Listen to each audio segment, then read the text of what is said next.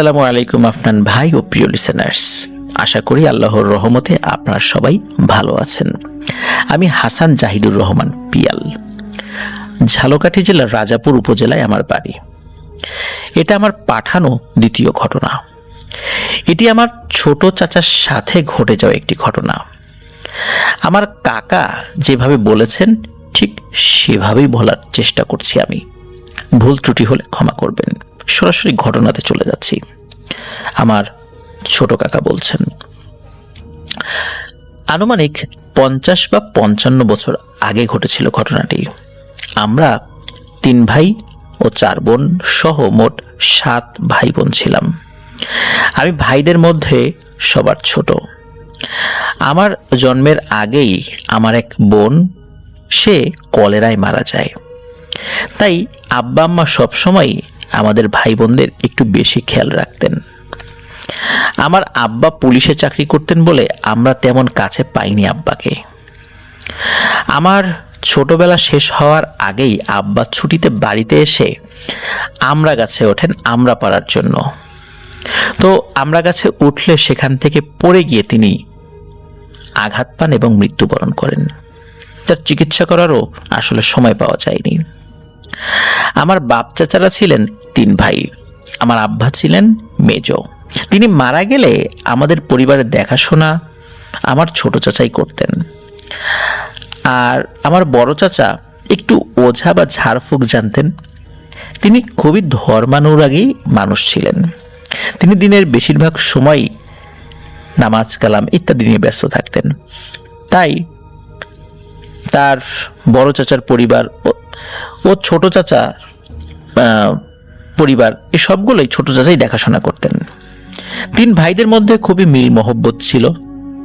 তাই ছোট চাচা সবাইকে একই রকম ভালোবাসতেন আর শক্ত হাতে পুরো সংসার সামলাতেন। আমরা ভাই বোন সহ চাচাতো ভাই বোনরা প্রায় একই সাথে বড় হয়েছি। আব্বা মারা যাওয়ার কয়েক বছর পরে যখন সবকিছু একটু স্বাভাবিক হচ্ছিল, সবকিছু ঠিকই ছিল, কিন্তু হঠাৎ এক পৌষ মাসের সময় কলেরার প্রাদুর্ভাব বাড়ল। প্রায় শোনা যেত গ্রামের কেউ কেউ নাকি কলেরায় মারা যাচ্ছেন। আমাদের পাশের বাড়ির ছমি বুয়ার 2 মেয়ে একত্রে এই কলেরায় মারা গেল। ছমি বুয়ার বাড়ি আমাদের ঘর থেকে খুব বেশি দূরে না হয় আমাদের পরিবারের সকলের মধ্যেই আতঙ্ক আরও বেড়ে গেল। মা চাচিরা খুব সাবধানে থাকতেন, আর চাচারা দেরি করে ঘরে ফিরলে বেশ অশান্তি করতেন তারা, এবং আমাদের খুব সাবধানে চোখে চোখে রাখতেন। কেউ কারো ঘরে যেত না। দিনের বেলায় জানালার কাছে দাঁড়ালে 2-1জনকে দেখা গেল, সন্ধ্যার পর কাউকেই দেখা যেত না। আমার মনে আছে ওই সময় সেই বিভীষিকাময় সন্ধ্যার পর একটা পাখির ডাক প্রায় শোনা যেত, আর মুরব্বীরা বলতেন এটা নাকি হুতুম পেঁচার ডাক। আর গ্রামে একটা কুসংস্কার প্রচলিত আছে, এই পাখি ডাকা নাকি অশুভ কিছু লক্ষণ বহন করে, যদিও বা ধর্মীয় ভাবে সেটা বলা হয়েছে যে এটা ঠিক নয়। তো যাই হোক, ওই দিনের কথাগুলো মনে পড়লে আজও মন প্রাণ ভয়ে শিউরে ওঠে। যাই হোক, এমনভাবে বেশ কিছুদিন চলার পরে আমাদের বাড়ির মধ্যেও কিছু কিছু ঘরে এই রোগ দেখা দিল। বলে রাখি, আমরা বংশ পরম্পরায় একসাথে অনেকগুলো পরিবার বসবাস করতাম। কারো সুখে দুঃখে সকলে উপস্থিত থাকতাম। কিন্তু এই কলেরা বসন্ত রোগ আসার পরে কেন যেন কি হয়ে গেল, সবকিছু কারো দিকে কারো লক্ষ্যই ছিল না। যে যার পরিবার আর নিজের জীবনের কথা ভেবে অনেকটা একঘরে হয়ে যাচ্ছিল। আমাদের বাড়ি কলেরা দেখা দিলে এক পর্যায়ে আমি নিজেই এই মরণ ব্যাধিতে আক্রান্ত হই। আস্তে আস্তে আমি বেশ অসুস্থ হয়ে পড়লে মা আমার কাছে দাঁড়িয়ে কান্নাকাটি করে সব সময় বসে থাকতেন আর মন খারাপ করে থাকতেন সব সময়। আমার দেখাশোনা আমার মাই করত। আমরা আমাদের ঘরের সামনের ঘরটাতে থাকতাম। মূলত আমাদের বাড়িতে যে কয়েকটি ঘর ছিল তার মধ্যে সবচেয়ে বড় ঘর, সেই বড় ঘরের সামনের ঘরটাতে আমাদের সবসময় থাকা হতো। মা ছাড়া আর কাউকে আমার কাছে আসতে দিতেন না আমার চাচা। রাতে মা নিচে ঘুমাতেন আর আমি খাটে ঘুমাতাম। রাতে মা উঠে আমাকে দেখতেন আর কিছু প্রয়োজন হলে আমাকে সাহায্য করতেন। একদিন প্রায় মাঝরাতে মা ঘুম দিয়ে জেগে ওঠেন। তার বাইরে যাওয়ার প্রয়োজন হলে তিনি চিন্তা করেন সামনের দরজা খুলে বের হই। এখন যে অবস্থা, আমার আর আমার মা আমার সাথে থাকেন, তো পিছনের দরজা দিয়ে আসলে উনি ওয়াশরুমের দিকে যাওয়ার সাহস পেলেন না। উনি চিন্তা করলেন যে সামনের দরজা দিয়ে যাই। এমনিতে পুরো গ্রামের একটা থমথমে অবস্থা। তো যাই হোক, দরজা খুলে সামনের উঠোনে নামতেই আমাদের মূল যে ঘর, সেই ঘরের পাশের যে সিঁড়ি রয়েছে, সেই সিঁড়ির দিকে চোখ পড়ল মায়ের। ওই রাতে একদম জ্যোৎস্নার আলো ঝকমক ঝকমক করছিল, বাহিরের সব কিছু স্পষ্ট দেখা যাচ্ছিল। সিঁড়িটা ছিল মাটির সিঁড়ি। মাটির সিঁড়ি হলেও সিঁড়িটি বেশ বড় ছিল, প্রায় 10 ধাপের সিঁড়ি ছিল। ওই সিঁড়ির দিকে মায়ের চোখ পড়তেই মা দেখলেন যে পাশের ঘরের সেই সিঁড়িতে একে একে 7 জন মহিলা বসে আছেন। একদম সিরিয়ালে বসা তারা। তাদের পরনে একদম সাদা ধবধবে শাড়ি। একদম উপরের সিঁড়িতে যে মহিলাটি বসা, তার ঠিক পরের সিঁড়িতে যে মহিলাটি বসা, ওই উপরের সিঁড়িতে বসা মহিলাটি পরের সিঁড়িটিতে বসে থাকা মহিলাটির চুলে কোনো কিছু করছে, মানে চুল বিলি করে দিচ্ছে। খুব মানে এরকম দেখি না আমরা, বা উকুন বেছে দেয়া, এরকম কিছু হয়তো বা। এক্সাক্ট কি করছে বোঝা যাচ্ছে না, তবে চুল বিলি করে দিচ্ছে বলে মনে হচ্ছে। এভাবে একদম নিচের সিঁড়িতে বসা মহিলাটির চুল তার ঠিক উপরের সিঁড়িতে বসা মহিলাটিও বিলি করে দিচ্ছিল। এইভাবে ধাপে ধাপে, মানে সিরিয়ালে এইভাবে করে দিচ্ছে একজন আরেকজনকে। এইটা দেখে আমার মা খুবই ভয় পায়। আর মা যে তাদের দেখে ফেলেছে এইটা তারা বোঝার পর তারা মাকে ডাক দেন, এই নূরজাহান এদিকে আয়। তো তাদের ডাক যে খুব ভয়ঙ্কর ছিল তা নয়, মোটামুটি স্বাভাবিকই ছিল, কিন্তু বেশ গম্ভীর ছিল। মা ভয়ে ভয়ে কাছে যান। যাওয়ার পর তারা বলেন, নূরজাহান তুই আমাদের দেখে ফেললি? শোন, আমরা 7 বোন। আমাদের এক একজন এক একটি মহামারীর রোগ ছড়িয়ে দেওয়ার জন্য আমরা আসি। এদের মধ্যে একজন বলে উঠল, আমি কলেরা। আর একজন বলে আমি জল বসন্ত। আর একজন বলে আমি ডায়রিয়া। এরকম 7টি ভয়াবহ রোগের কথা বলে তারা 7 জনে। মা চুপ করে দাঁড়িয়ে মন্ত্রমুগ্ধের মতো তাদের কথা শুনছে যে কি বলে এরা, কি উদ্ভট কথা। এক সময় তাদের মধ্যে একজন বলল, তুই আমাদের দেখেছিস, এই কাজটি আমরা না পছন্দ করলাম না। কেন দেখলি বলতো? আমরা তো এভাবে দেখা দেই না, আর তুই কেন দেখে ফেললি? তোর ছোট মিয়াকে আমাদেরকে দিয়ে দিতে হবে যে, আর তা যদি না হয় তাহলে তোদের সকলের প্রাণ কিন্তু চলে যাবে। এই কথা শুনে মা চিৎকার করে উঠলেন আর উঠানেই অজ্ঞান হয়ে পড়ে রইলেন। মায়ের চিৎকারে বাড়ির সকলের ঘুম ভেঙে যায়। আমার অন্য চাচা চাচিরা বাইরে নেমে আসেন সাথে সাথেই।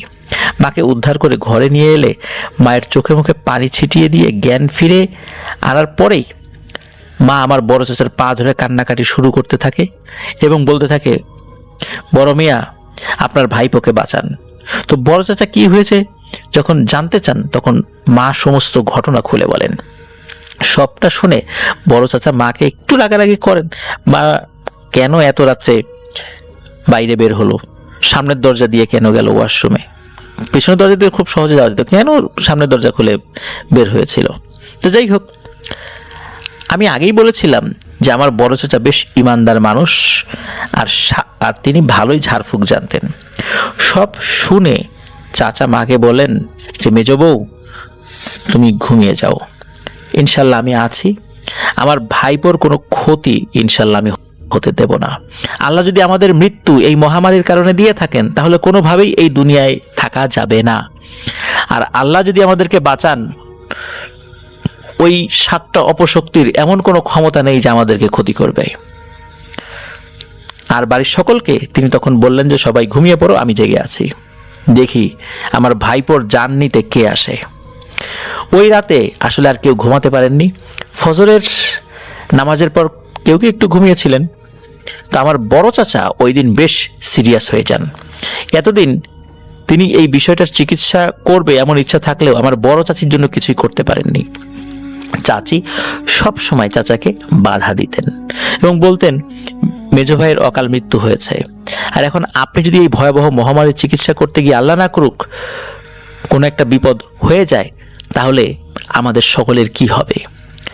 মেজো ভাই চলে গেছেন আল্লাহর ডাকে, তার সন্তানরা রয়ে গেছে। আপনি যদি চলে যান, আপনার সন্তান এবং মেজো ভাইয়ের সন্তানরা রয়ে গেছে, তখন কি আমাদের ছোট ভাই মানে ছোট মিয়া উনি কি এগুলো পারবেন? এতগুলো কিছু সামলাতে নিশ্চয়ই পারবেন না। আপনাকে ভালো থাকতে হবে, সুস্থ থাকতে হবে। এই কারণে বড় চাচি বড় চাচাকে সবসময় বাইরে যেতে বাধা দিতেন এই কঠিন একটা সময়ে। তো যাই হোক, এজন্য চাচা ঝাড়ফুঁক পারলেও কলেরা ডায়রিয়া মহামারী চলাকালীন ইচ্ছে থাকলেও ঝাড়ফুঁক করার জন্য অন্যত্র যাওয়া, ওনার যেহেতু পরিবারের চাপ ছিল এই জন্য উনি খুব একটা যেতে পারতেন না। এটা যে শুধু বড় চাচার ক্ষেত্রে তা নয়, ওই সময়ে অনেক কামেল ব্যক্তিদের পরোপকার করার ইচ্ছা থাকলেও পরিবারের কারণে অনেকেই বাধাপ্রাপ্ত হতেন। যাই হোক, যেহেতু আমার আব্বা মারা যাওয়ার পর চাচারাই আমাদের কোলে পিঠে করে মানুষ করেছেন, তাই আমার সাথে এমন ঘটনা বড় চাচা খুব সহজে মেনে নিতে পারেননি। তিনি চাচির কথা না শুনে গ্রামের ভালোর জন্য এই 7 বোনকে তাড়াতে কিছু লোকদেরকে নিয়ে কথাবার্তা বলে আল্লাহর রহমতে এর একটা বিহিত করবেন বলে সকলকে জানালেন। তিনি শুক্রবার জুম্মার নামাজ পড়ে আরও কিছু প্রয়োজনীয় কাজ সেরে শুক্রবার গভীর রাতে একটা রিচুয়াল করবেন বলে বাড়িতে সকলকে জানিয়ে দেন। শুক্রবার আসতে আরও 2 দিন বাকি ছিল বলে ওই দিনই তিনি ঘর ছেড়ে মসজিদে থাকার সিদ্ধান্ত নিলেন। তিনি একান্তে আল্লাহর কাছে এই মহামারীর জন্য দোয়া করবেন, আরও ইবাদত করবেন, আল্লাহর কাছে সাহায্য চাইবেন বলে 2 দিন আগেই তিনি ঘর ছেড়ে মসজিদে চলে গেলেন। আজ যাওয়ার আগে আমাদের সকলের কাছে বলে গেলেন যে আমি ঘর বন্ধ দিয়ে যাচ্ছি, তোমরা ইনশাল্লাহ নিশ্চিন্তে থাকো, আমাকে নিয়ে ভেবো না, আমার খাবার মসজিদে পাঠিয়ে দিও, এর বিহিত না করে আমি ঘরে আসবো না ইনশাল্লাহ। তো এমন কথা বলে বড় চাচা ঘর ত্যাগ করলেন। শুক্রবার চলে আসলে ওই দিন জুম্মার নামাজের পর গ্রামের মুরব্বীদের সাথে আরও কিছু প্রয়োজনীয় কথা বলে নিলেন। তিনি জানিয়েছিলেন শুক্রবার রাতে যেন কেউ ঘর থেকে বের না হয়, একেবারেই যেন বের না হয়, যতই প্রয়োজন হোক না কেন। যদি কিছু দরকার হয় তাহলে যেন সন্ধ্যার আগেই তা এনে রাখা হয়, এমনটাই সকলকে জানিয়ে দেন বড় চাচা। তার কাজ শেষ হয়ে গেলে যদি তিনি প্রাণ নিয়ে ফিরতে পারেন তাহলে সকলকেই তিনি জানাবেন এই বিষয় সম্পর্কে। তো এই কথা গ্রামের সকলকে জানিয়ে দেওয়ার জন্য একটি মানে সকলকে অনুরোধ করেন যারা এটা শুনেছিলেন। তো যাই হোক, বলতে বলতে সেই মুহূর্ত উপস্থিত। চাচা গভীর রাতে কাজ শুরু করেন। একাই একটি হারিকেন হাতে নিয়ে পুরো গ্রাম ঘুরে ঘুরে জোরে শব্দ করে জিকির করতে থাকেন আর বিভিন্ন দোয়া পড়েন, এবং গ্রামের বিভিন্ন জায়গায় দাঁড়িয়ে দাঁড়িয়ে উনি বেশ কিছু রিচুয়াল করেন, রুকিয়া করেন, এবং গ্রামের চারদিকে উনি বিভিন্ন দোয়া দুরুদ পড়ে বন্ধ করার চেষ্টা করেন। তো এইসব করার সময় চাচা যেখান দিয়ে যাচ্ছিলেন ওই সব জায়গায় যে ঘরবাড়িগুলো রয়েছে বাড়ির মানুষজন কিন্তু চাচার উপস্থিতি টের পাচ্ছিলেন এবং চাচার জোরে জোরে জিকির করার শব্দও পাচ্ছিলেন। এক পর্যায়ে আল্লাহর রহমতে ঠিকঠাকভাবে চাচা সমস্ত গ্রাম প্রদক্ষিণ করে এসে আমাদের বাড়ির উঠোনে আসেন এবং আমাদের দরজার সামনে এসে বসে পড়েন আর সকলের উদ্দেশ্যে বলেন, আলহামদুলিল্লাহ, আল্লাহর অশেষ রহমতে আশা করছি বিপদ কেটে গেছে, তোমরা ইচ্ছা হলে বের হতে পারো ঘর থেকে। তখন আমার বড় চাচি সহ আরো অন্যান্যরা বাড়ি থেকে বের হন আর বড় চাচিকে উদ্দেশ্য করে বলেছিলেন আমার জন্য পানি নিয়ে এসো। তখন আমাদের ঘরের সকলেই বের হয়েছিল, শুধু আমি ছাড়া, কারণ আমার আসলে আসার মতো শক্তি ছিল না। বাড়ির অন্যান্য ঘর থেকে যখন সবাই বের হয়ে এলো সবাই তো আগ্রহী ছিল, এই কারণে আমি নিজেও ব্যস্ত এবং ব্যাকুল হয়ে উঠলাম সবকিছু জানার জন্য।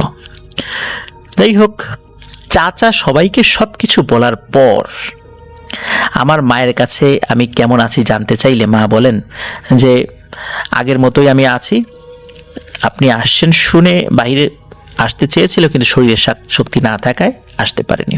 একথা শুনে বড় চাচা দ্রুত আমার কাছে আসলেন এবং বললেন যে আব্বা, তুই খুব তাড়াতাড়ি সুস্থ হয়ে যাবি, আল্লাহ তাআলা তোদের সকলকেই হায়াত দারাজ করুন। এই কথা বলতে বলতে ফজর আজান হয়ে গেছে। চাচা সকলকে নিয়ে মসজিদে নামাজের উদ্দেশ্যে চলে গেল, আর মা চাচিরা বাড়িতে নামাজে দাঁড়িয়ে গেলেন। একসময় সকলেই আমাকে রেখে চলে গেল, আর আকাশটাও একটু পরিষ্কার হতে হঠাৎ দেখলাম আমার ঘরের জানালায় একজন সুন্দর চেহারার হুজুর দাঁড়িয়ে আছেন। আর আমাকে দেখে খুব সুন্দর একটা হাসি দিয়ে বলল, ভয় নেই বাবা, তুমি সুস্থ হয়ে যাবে। এই কথা বলে তার হাতে একটা পিতলের কেটলির মতো কিছু একটা থেকে উনি অনেকখানি পানি আমার গায়ে ছিটিয়ে দিলেন। গায়ে পানি পড়তে আমার শরীর যেন কেঁপে উঠল। আমি ভয়ে অনেক জোরে চিৎকার দিলাম। তো ওই হুজুর হঠাৎ করে মনে হলো তিনি বাতাসের সাথে মিলিয়ে গেলেন। এদিকে আমার চিৎকার শুনে মা চাচিরা সহ পাশের ঘরের যারা ছিলেন তারা সকলে আমার কাছে এসে জিজ্ঞেস করলেন কি হয়েছে। তখন আমি সবটা খুলে বলি। সবাই তখন আমাকে ভেজা অবস্থায় তাই পায়, আর ওই হুজুরের গায়ের একটা মিষ্টি আতরের ঘ্রাণ সকলেই পেলেন। একটু আগে যে এখানে কোনো একজনের উপস্থিতি ছিল সেটা কিন্তু সকলেই বুঝতে পারলেন। এই অবস্থায় আমার বড় চাচা নামাজ শেষ করে আমার ঘরে আসলে তাকে এই বিষয়ে যখন সবকিছু বলা হয় তিনি মুচকি হেসে বললেন, ও কিছু না বাবা, সব ঠিক হয়ে গেছে আলহামদুলিল্লাহ। আমার মাকে ওইদিকে ডেকে বড় চাচা জানান, তোমার ছেলের কাছে বসে যদি আমি এইসব কথা বলি ও ভয় পাবে। শোনো, তুমি চিন্তা করো না, যে এসেছিল সে খুব ভালো একজন জিন। সে তোমার ছেলেকে পানি পড়া দিয়ে গোসল করিয়ে দিয়েছেন। কারণ গ্রামের অন্যান্য মানুষের ওর অসুস্থতার ভেতরে ভিন্নতা ছিল। কারণ ওই 7 বোন ওরা সর্বোচ্চ চেষ্টা করেছিল ওকে নিয়ে যেতে, কিন্তু তা পারেনি। এই জন্য আমার সাথে পরিচিত থাকা খুব পরহেজগার একটা জিন সে আমার এই ভাতিজার পাহারা দিয়েছিল, এবং সবশেষ আজ সে তার নিজের পড়া পানি ওর শরীরে ছিটিয়ে দিয়েছে। ইনশাল্লাহ আর কেউ ওকে ক্ষতি করতে পারবে না। আল্লাহর অশেষ রহমতে আমি সুস্থ হয়ে যাই, এবং ওই গ্রামে মহামারীতে আক্রান্ত হয়ে মারা যাওয়াও বন্ধ হয়ে যায় আলহামদুলিল্লাহ। এটাই ছিল মূলত ঘটনা। আমার বড় চাচা গ্রামের চারদিকে ঘুরে দোয়া দুরুদ পড়ে জিকির করে রুকিয়া করে ওই 7 বোনকে তাড়িয়েছিলেন। ওই 7 বোন কিভাবে যে চলে গিয়েছিলেন এটা আসলে কেউ জানে না, তবে তারা যে চলে গিয়েছিলেন ওই রাতের পরে এটা সকলেই বুঝতে পেরেছিল। আর আমার ছোট চাচা আল্লাহর রহমতে এখনো সুস্থ আছেন, জীবিত আছেন।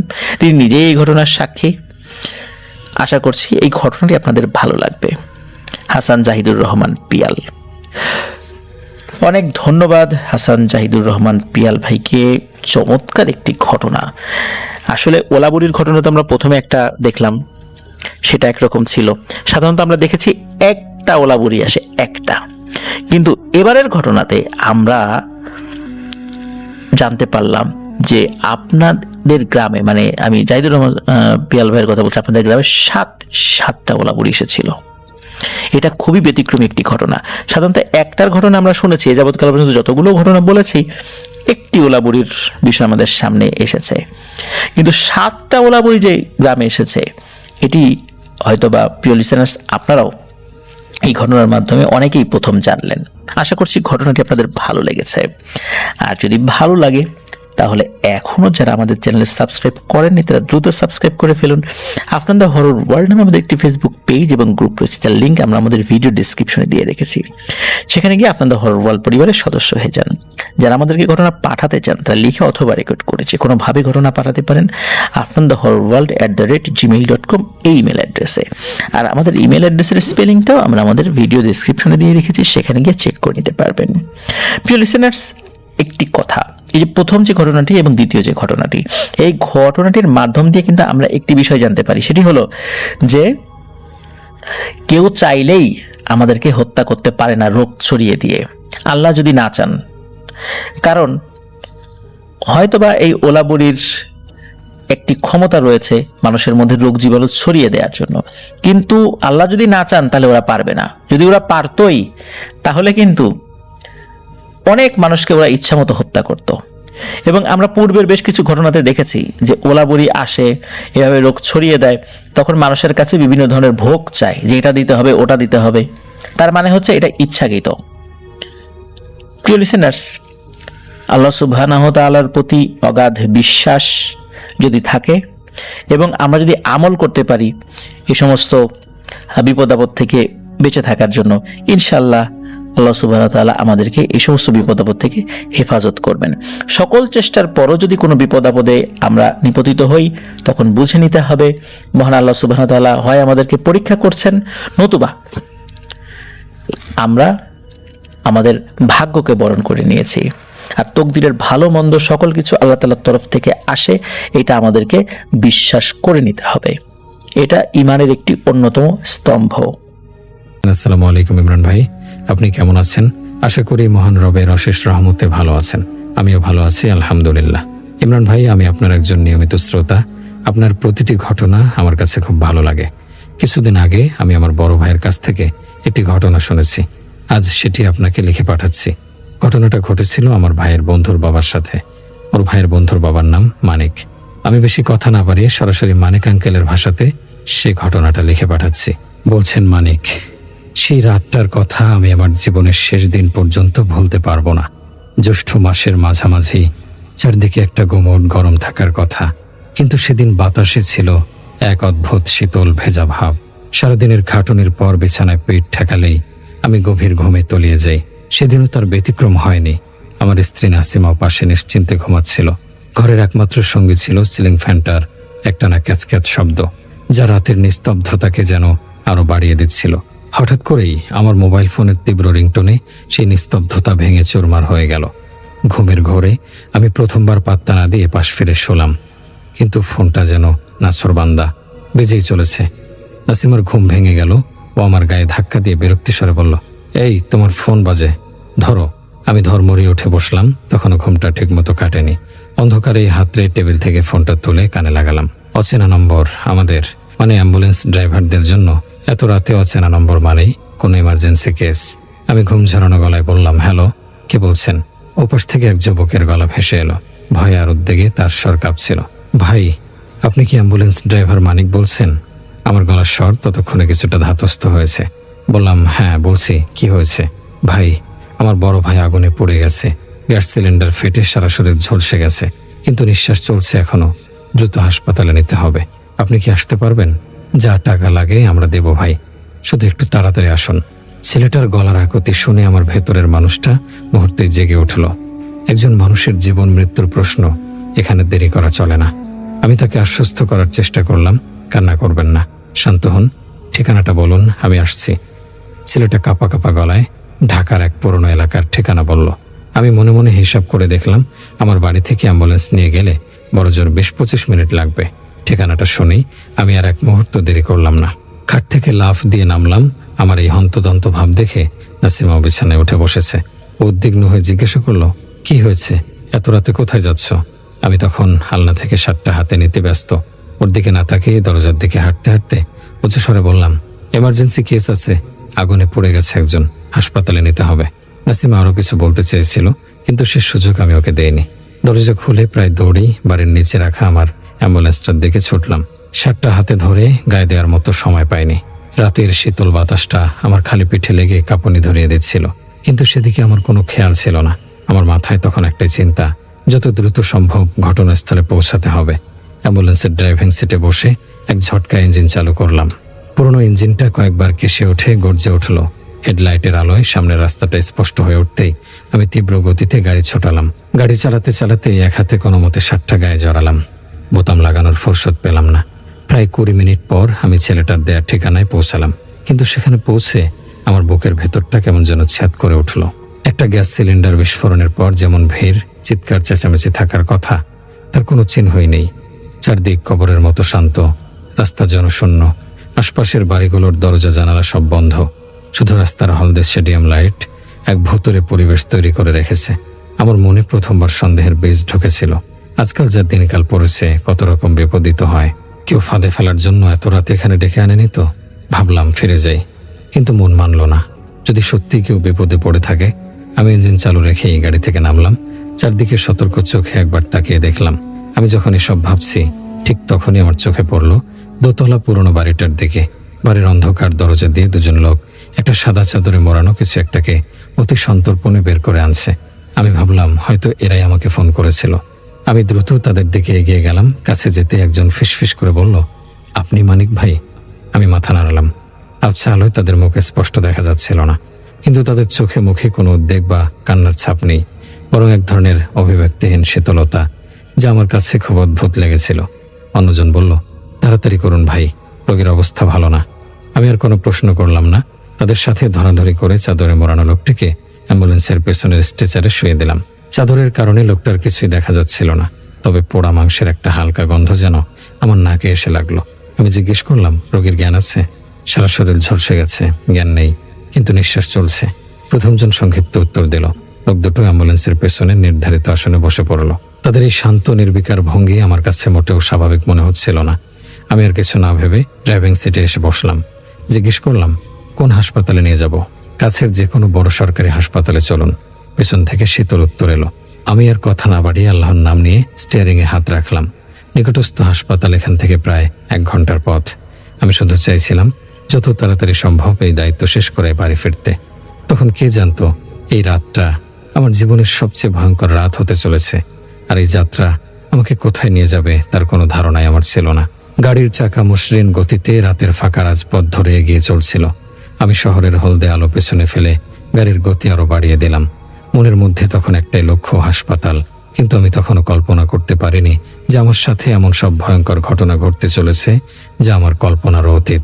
যাত্রা শুরুর মিনিট 15-20 পর আমি প্রথম অস্বাভাবিক ব্যাপারটা খেয়াল করলাম। হঠাৎ করেই আমার মনে হতে লাগলো অ্যাম্বুলেন্সটা যেন অস্বাভাবিক রকমের ভারী হয়ে গেছে। ইঞ্জিনটা যেন আর আগের মতো টানতে পারছে না, প্রচণ্ড চাপ পড়ছে। প্রথমে ভাবলাম হয়তো রাস্তাটা চড়াই, তাই এমন লাগছে। কিন্তু আমি ভালো করে জানতাম এই রাস্তা একদম সমতল, তাহলে গাড়িটা এত ভারী লাগছে কেন? আমার এমন মনে হচ্ছিল যেন পেছনে 3 জন নয়, বরং 20-25 জন মানুষ বসে আছে, অথবা তার চেয়েও ভারী কিছু। স্টিয়ারিংটাও যেন আগের চেয়ে অনেক বেশি শক্ত হয়ে গেছে। আমি অবাক হয়ে অ্যাক্সেলারেটরে আরো জোরে চাপ দিলাম, কিন্তু গাড়ির গতি বাড়ার বদলে ইঞ্জিনের গোঙানির শব্দটা আরো বেড়ে গেল। এর সাথে যোগ হলো আরো একটা অদ্ভুত বিষয়, পেছনের লোক দুটো একদম চুপ। একটা মানুষ আগুনে ঝলসে জীবন মৃত্যুর মাঝে ঝলছে, আর তার আপনজনেরা এমন পাথরের মতো চুপ করে বসে থাকবে? এটা কি সম্ভব? কোনো কান্নাকাটি নেই, কোনো বিলাপ নেই, এমনকি নিজেদের মধ্যেও কোনো ফিসফিসানির শব্দও নেই। এই অস্বাভাবিক নীরবতা আমার শির দ্বারা দিয়ে একটা শীতল স্রোত বইয়ে দিল। আমি রিয়ার ভিউ মিররের দিকে তাকানোর চেষ্টা করলাম, কিন্তু কিছু স্পষ্ট দেখতে পেলাম না। আমি মন থেকে এসব অদ্ভুত ভাবনা ঝেড়ে ফেলে ড্রাইভিংয়ে মনোযোগ দিলাম। আমাকে দ্রুত হাসপাতালে পৌঁছাতে হবে, এসব 7-5 ভাবার সময় এখন নয়। আরো 10-15 মিনিট কেটে গেল। চারপাশের অন্ধকার আরো জমাট বেঁধেছে। রাস্তার দুপাশে বড় বড় গাছপালা, পরিবেশটা কেমন যেন থমথমে। ঠিক সেই মুহূর্তে কোনো রকম পূর্ণ সংকেত ছাড়াই একটা বড় ঝাঁকুনি দিয়ে আমার অ্যাম্বুলেন্সটা আচমকা বন্ধ হয়ে গেল। হেডলাইট নিভে গিয়ে চারদিকে অন্ধকার নেমে এলো। ইঞ্জিনের শব্দ থেমে গিয়ে এক অসহনীয় নিস্তব্ধতা আমাকে গ্রাস করলো।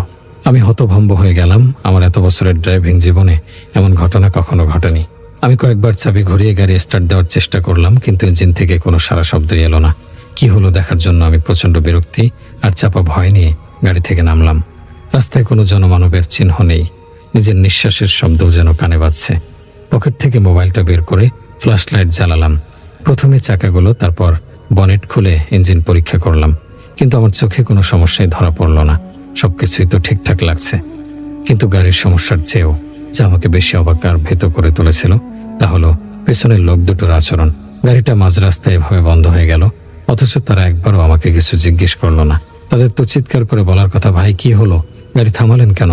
কিন্তু না, তাদের মুখ থেকে একটা শব্দও বের হলো না। এই অস্বাভাবিক নীরবতা আমার বুকের ভেতরের ভয়টাকে শতগুণ বাড়িয়ে দিল। আমি যখন এসব ভাবছি, ঠিক তখনই কোথা থেকে দুটো বড় কালো কুকুর হুট করে এসে হাজির হলো। কুকুর দুটো সোজা আমার অ্যাম্বুলেন্সের পেছনের দরজার দিকে ছুটে গিয়ে সেখানে দাঁড়িয়ে বিকট শব্দে ঘেউ ঘেউ করতে শুরু করলো। তাদের ডাকটা সাধারণ ছিল না, সেই ডাকে ছিল তীব্র আক্রোশ আর ভয়, যেন তারা অ্যাম্বুলেন্সের ভেতরে এমন কিছু দেখতে পাচ্ছে যা তাদের প্রচণ্ডভাবে উত্তেজিত করে তুলেছে। আমি কুকুর দুটোকে তাড়ানোর চেষ্টা করলাম, যা যা বলে চিৎকার করলাম, কিন্তু তারা এক চুলও নড়ল না। অনবরত পেছনের দরজার দিকে তাকিয়েই ঘেউ ঘেউ করে যাচ্ছিল। তাদের চোখগুলো অন্ধকারে জ্বলজ্বল করছিল, যা দেখে আমার গা ছমছম করে উঠল। আমি বুঝতে পারছিলাম না কি করব। গাড়িতে সমস্যা নেই, কিন্তু চলছে না। ভেতরে অদ্ভুত 2 জন মানুষ, বাইরে 2টো অদ্ভুত কুকুর। আমি ভাবলাম শেষ চেষ্টা হিসেবে আরেকবার স্টার্ট দিয়ে দেখি। এইভাবে আমি ড্রাইভিং সিটে ফিরে এলাম আমি বিসমিল্লাহ বলে চাবিতে মোচড় দিতেই ইঞ্জিনটা প্রথমবারেই গর্জন করে উঠল। আমি এক মুহূর্ত স্বস্তির নিঃশ্বাস ফেলে আর দেরি না করে সাথে সাথে গিয়ার পাল্টে আবার তীব্র গতিতে গাড়ি চালাতে শুরু করলাম। কিন্তু আমার স্বস্তি বেশিক্ষণ রইল না। সাইড ভিউ মিররে তাকাতেই আমার রক্তহীন হয়ে গেল। আমি দেখলাম সেই কালো কুকুর দুটো তাদের সমস্ত শক্তি দিয়ে আমার অ্যাম্বুলেন্সের পেছনে পেছনে দৌড়াচ্ছে। তাদের সেই ভয়াল চিৎকার তখনও শোনা যাচ্ছে। এই দৃশ্য দেখে আমার শরীরের ভেতরটা কেমন যেন হিম হয়ে গেল। আমার মনে হতে লাগলো আমি কোনো রোগী নয়, বরং কোনো এক ভয়ঙ্কর অদৃশ্য বোঝা বহন করে নিয়ে চলেছি। আমার গাড়ির পেছনে তখনও ওই কুকুর দুটো দৌড়াচ্ছিল। তাদের একটানা ঘেউ ঘেউ শব্দ আমার কানের ভেতরটা ঝালাপালা করে দিচ্ছিল আর বুকের ভেতরের ভয়টাকে বাড়িয়ে তুলছিল। আমি স্টিয়ারিং হুইলটা আরো শক্ত করে আঁকড়ে ধরলাম। কপালে বিন্দু বিন্দু ঘাম জমেছে। যদিও রাতের বাতাসে বেশ ঠান্ডা ছিল, আমি নিজেকে বারবার বোঝাচ্ছিলাম এসব হয়তো আমার মনের ভুল। হয়তো গাড়িতে সত্যিই কোনো সমস্যা হয়েছিল আর কুকুরগুলো এমনি তাড়া করছে। কিন্তু আমার মন কিছুতেই সায় দিচ্ছিল না। পেছনের ওই অস্বাভাবিক নীরবতা আমি কিছুতেই মাথা থেকে তাড়াতে পারছিলাম না। আমি প্রাণপণে গাড়ি চালিয়ে যাচ্ছিলাম। স্পিডোমিটারে কাটা প্রায় ৮০-এর কাছাকাছি। আমার একটাই উদ্দেশ্য, হাসপাতাল, যেখানে পৌঁছে এই অদ্ভুত যাত্রীদের নামিয়ে দিতে পারলেই আমি বেঁচে যাই।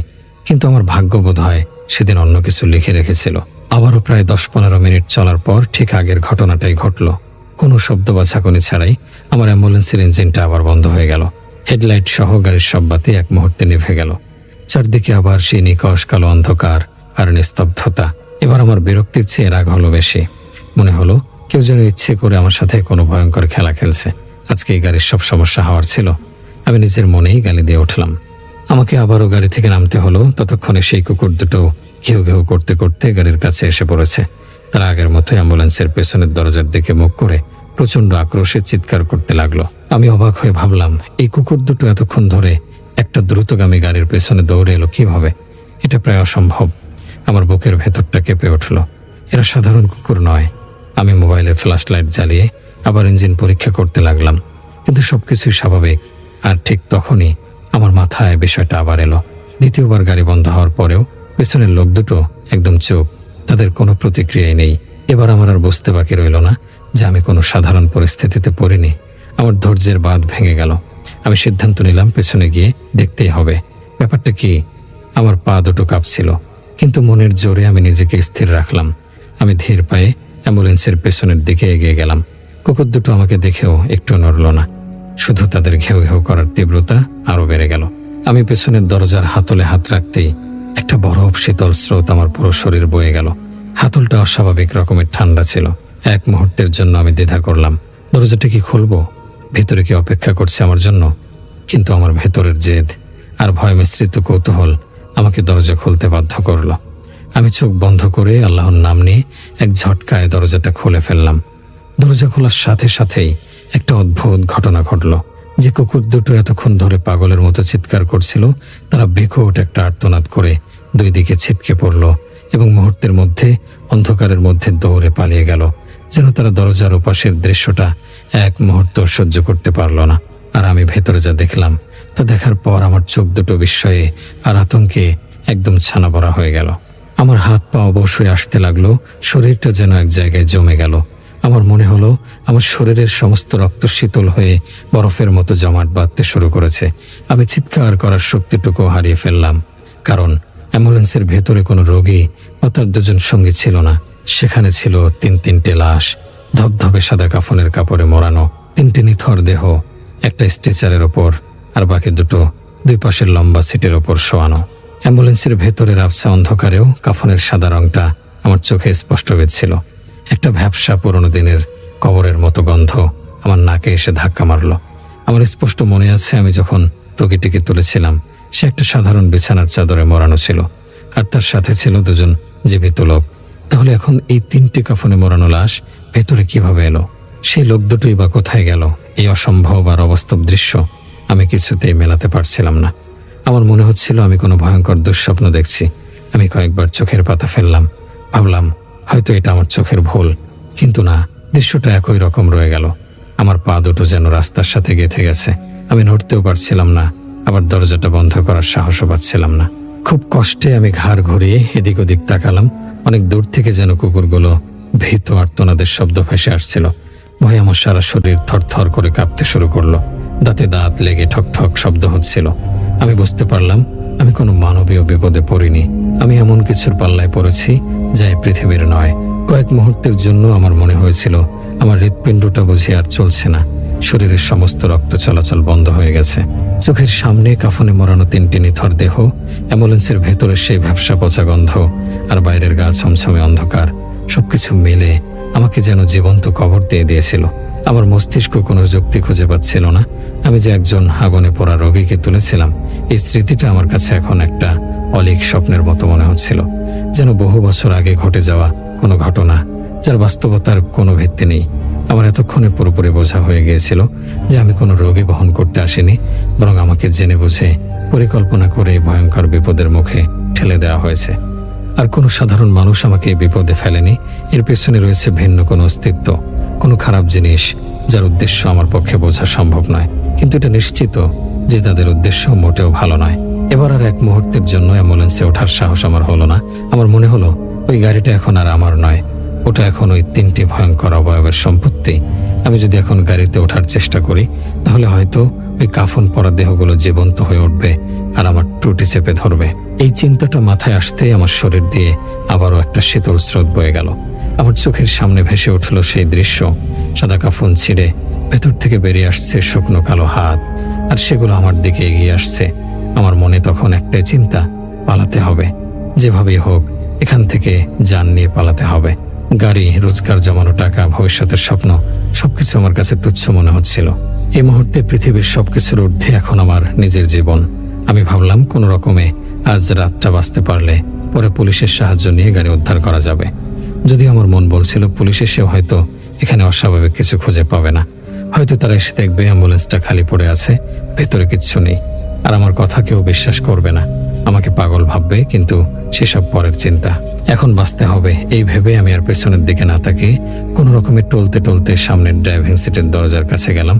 আর পা দুটো যেন আমার নিজের ছিল না, অন্য কারো পা দিয়ে আমি হাঁটছিলাম। দরজাটা খোলাই ছিল। আমি কাঁপা কাঁপা হাতে ভেতরে ঝুঁকে ইগনিশন থেকে অ্যাম্বুলেন্সের চাবিটা বের করে নিলাম। আমার হাত এতটাই কাঁপছিল যে প্রথমবারে আমি চাবিটা ধরতেই পারলাম না। ওটা নিচে পড়ে গেল। আমি নিচে হয়ে সেটা তুলে নিলাম। চাবিটা আমার কাছে তখন শুধু একটা গাড়ির চাবি ছিল না, ছিল আমার পেশা, আমার রোজগারের প্রতীক, যা আমি এভাবে ফেলে যেতে পারছিলাম না। কিন্তু একই সাথে এই চাবিটাই যেন ছিল সব অঘটনের মূল। আমি চাবিটা শক্ত করে মুঠোয় ধরে এক মুহূর্ত আর অপেক্ষা করলাম না। পেছন ফিরে তাকানোর সাহসও আমার হলো না। আমি চাবিটা প্যান্টের পকেটে ঢুকে উল্টো দিকে, অর্থাৎ যেদিক থেকে আমি এসেছিলাম সেদিকে সমস্ত শক্তি দিয়ে দৌড়াতে শুরু করলাম। আমার পায়ে স্যান্ডেল, গায়ে বোতাম খোলা একটা শার্ট। আমি কিছুই পরোয়া করলাম না। আমার পা দুটো যেন নিজের ইচ্ছায় চলতে শুরু করলো। যুক্তি, বুদ্ধি, বিবেচনা সব কিছুকে ছাপিয়ে আমার শরীরের ভেতরকার আদিম সত্তাটা জেগে উঠেছিল, যার একটাই কাজ ছিল বাঁচা। আমি দৌড়ালাম। আমার খালি পায়ের স্যান্ডেল রাস্তার পিছের সাথে বাড়ি খেয়ে চটাস চটাস শব্দ করছিল, আর সেই শব্দই ছিল রাতের নিস্তব্ধতায় আমার একমাত্র সঙ্গী। আমার মনে হচ্ছিল ওই 3টি অবয়ব হয়তো এখনই গাড়ি থেকে নেমে আমাকে তাড়া করবে। এই ভয়ে আমি একেবারের জন্য পেছনে ফিরে তাকানোর সাহস করিনি। আমার ফুসফুস দুটো যেন ফেটে যাচ্ছিল, নিঃশ্বাস বন্ধ হয়ে আসছিল, শরীর আর চলছিল না। দৌড়াতে দৌড়াতে আমার মনে হচ্ছিল আমার পায়ের নিচের মাটি কাঁপছে। প্রায় মিনিট 5 একটানা দৌড়ানোর পর আমি আর পারছিলাম না। আমার বুকের ভেতরে যেন আগুন জ্বলছিল, পায়ের পেশিগুলো ছেড়ে যাচ্ছিল ব্যথায়। একটু জিরিয়ে নেওয়ার জন্য আমি রাস্তার পাশের একটা বড় বট গাছের আড়ালে গিয়ে দাঁড়ালাম। গাছের বিশাল গুড়িতে পিঠ ঠেকিয়ে আমি হাঁটুতে হাত রেখে হাঁপাতে লাগলাম। আমার গলা শুকিয়ে কাঠ। এক ফোঁটা পানির জন্য আমার ভেতরটা ছটফট করছিল। আমার চোখের সামনে আমার স্ত্রী আর সন্তানদের মুখ ভেসে উঠছিল। আমি কি আর তাদের কাছে ফিরতে পারবো না? এই ভাবনাটা আমাকে আরো বেশি দুর্বল করে দিচ্ছিল। আমি কি এখানে মারা যাব? এই নির্জন রাস্তায় আমার লাশটা পড়ে থাকবে? কয়েক মুহূর্ত বিশ্রাম নেওয়ার পর মনের ভয়টাকে কিছুটা চেপে রেখে আমি যখন আমার ফেলে আসা অ্যাম্বুলেন্সটার দিকে তাকালাম, তখন যে দৃশ্য আমি দেখলাম তাতে আমার শরীরের শেষ রক্তবিন্দু যেন হিম হয়ে গেল। আমার চোখ দুটো আতঙ্কে বিস্ফারিত হলো।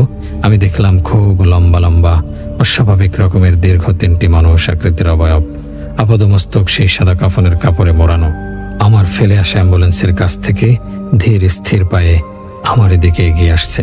তাদের হাঁটার মধ্যে কোনো শব্দ নেই, কোনো তাড়া নেই, কিন্তু তাদের এগিয়ে আসার ভঙ্গিটাই ছিল সবচেয়ে ভয়ঙ্কর। তারা হাঁটছিল না, যেন মাটির কয়েক ইঞ্চি উপর দিয়ে ভেসে আসছিল। চাঁদের আবছা আলোয় তাদের সাদা অবয়বগুলোকে ভুতুরে দেখাচ্ছিল।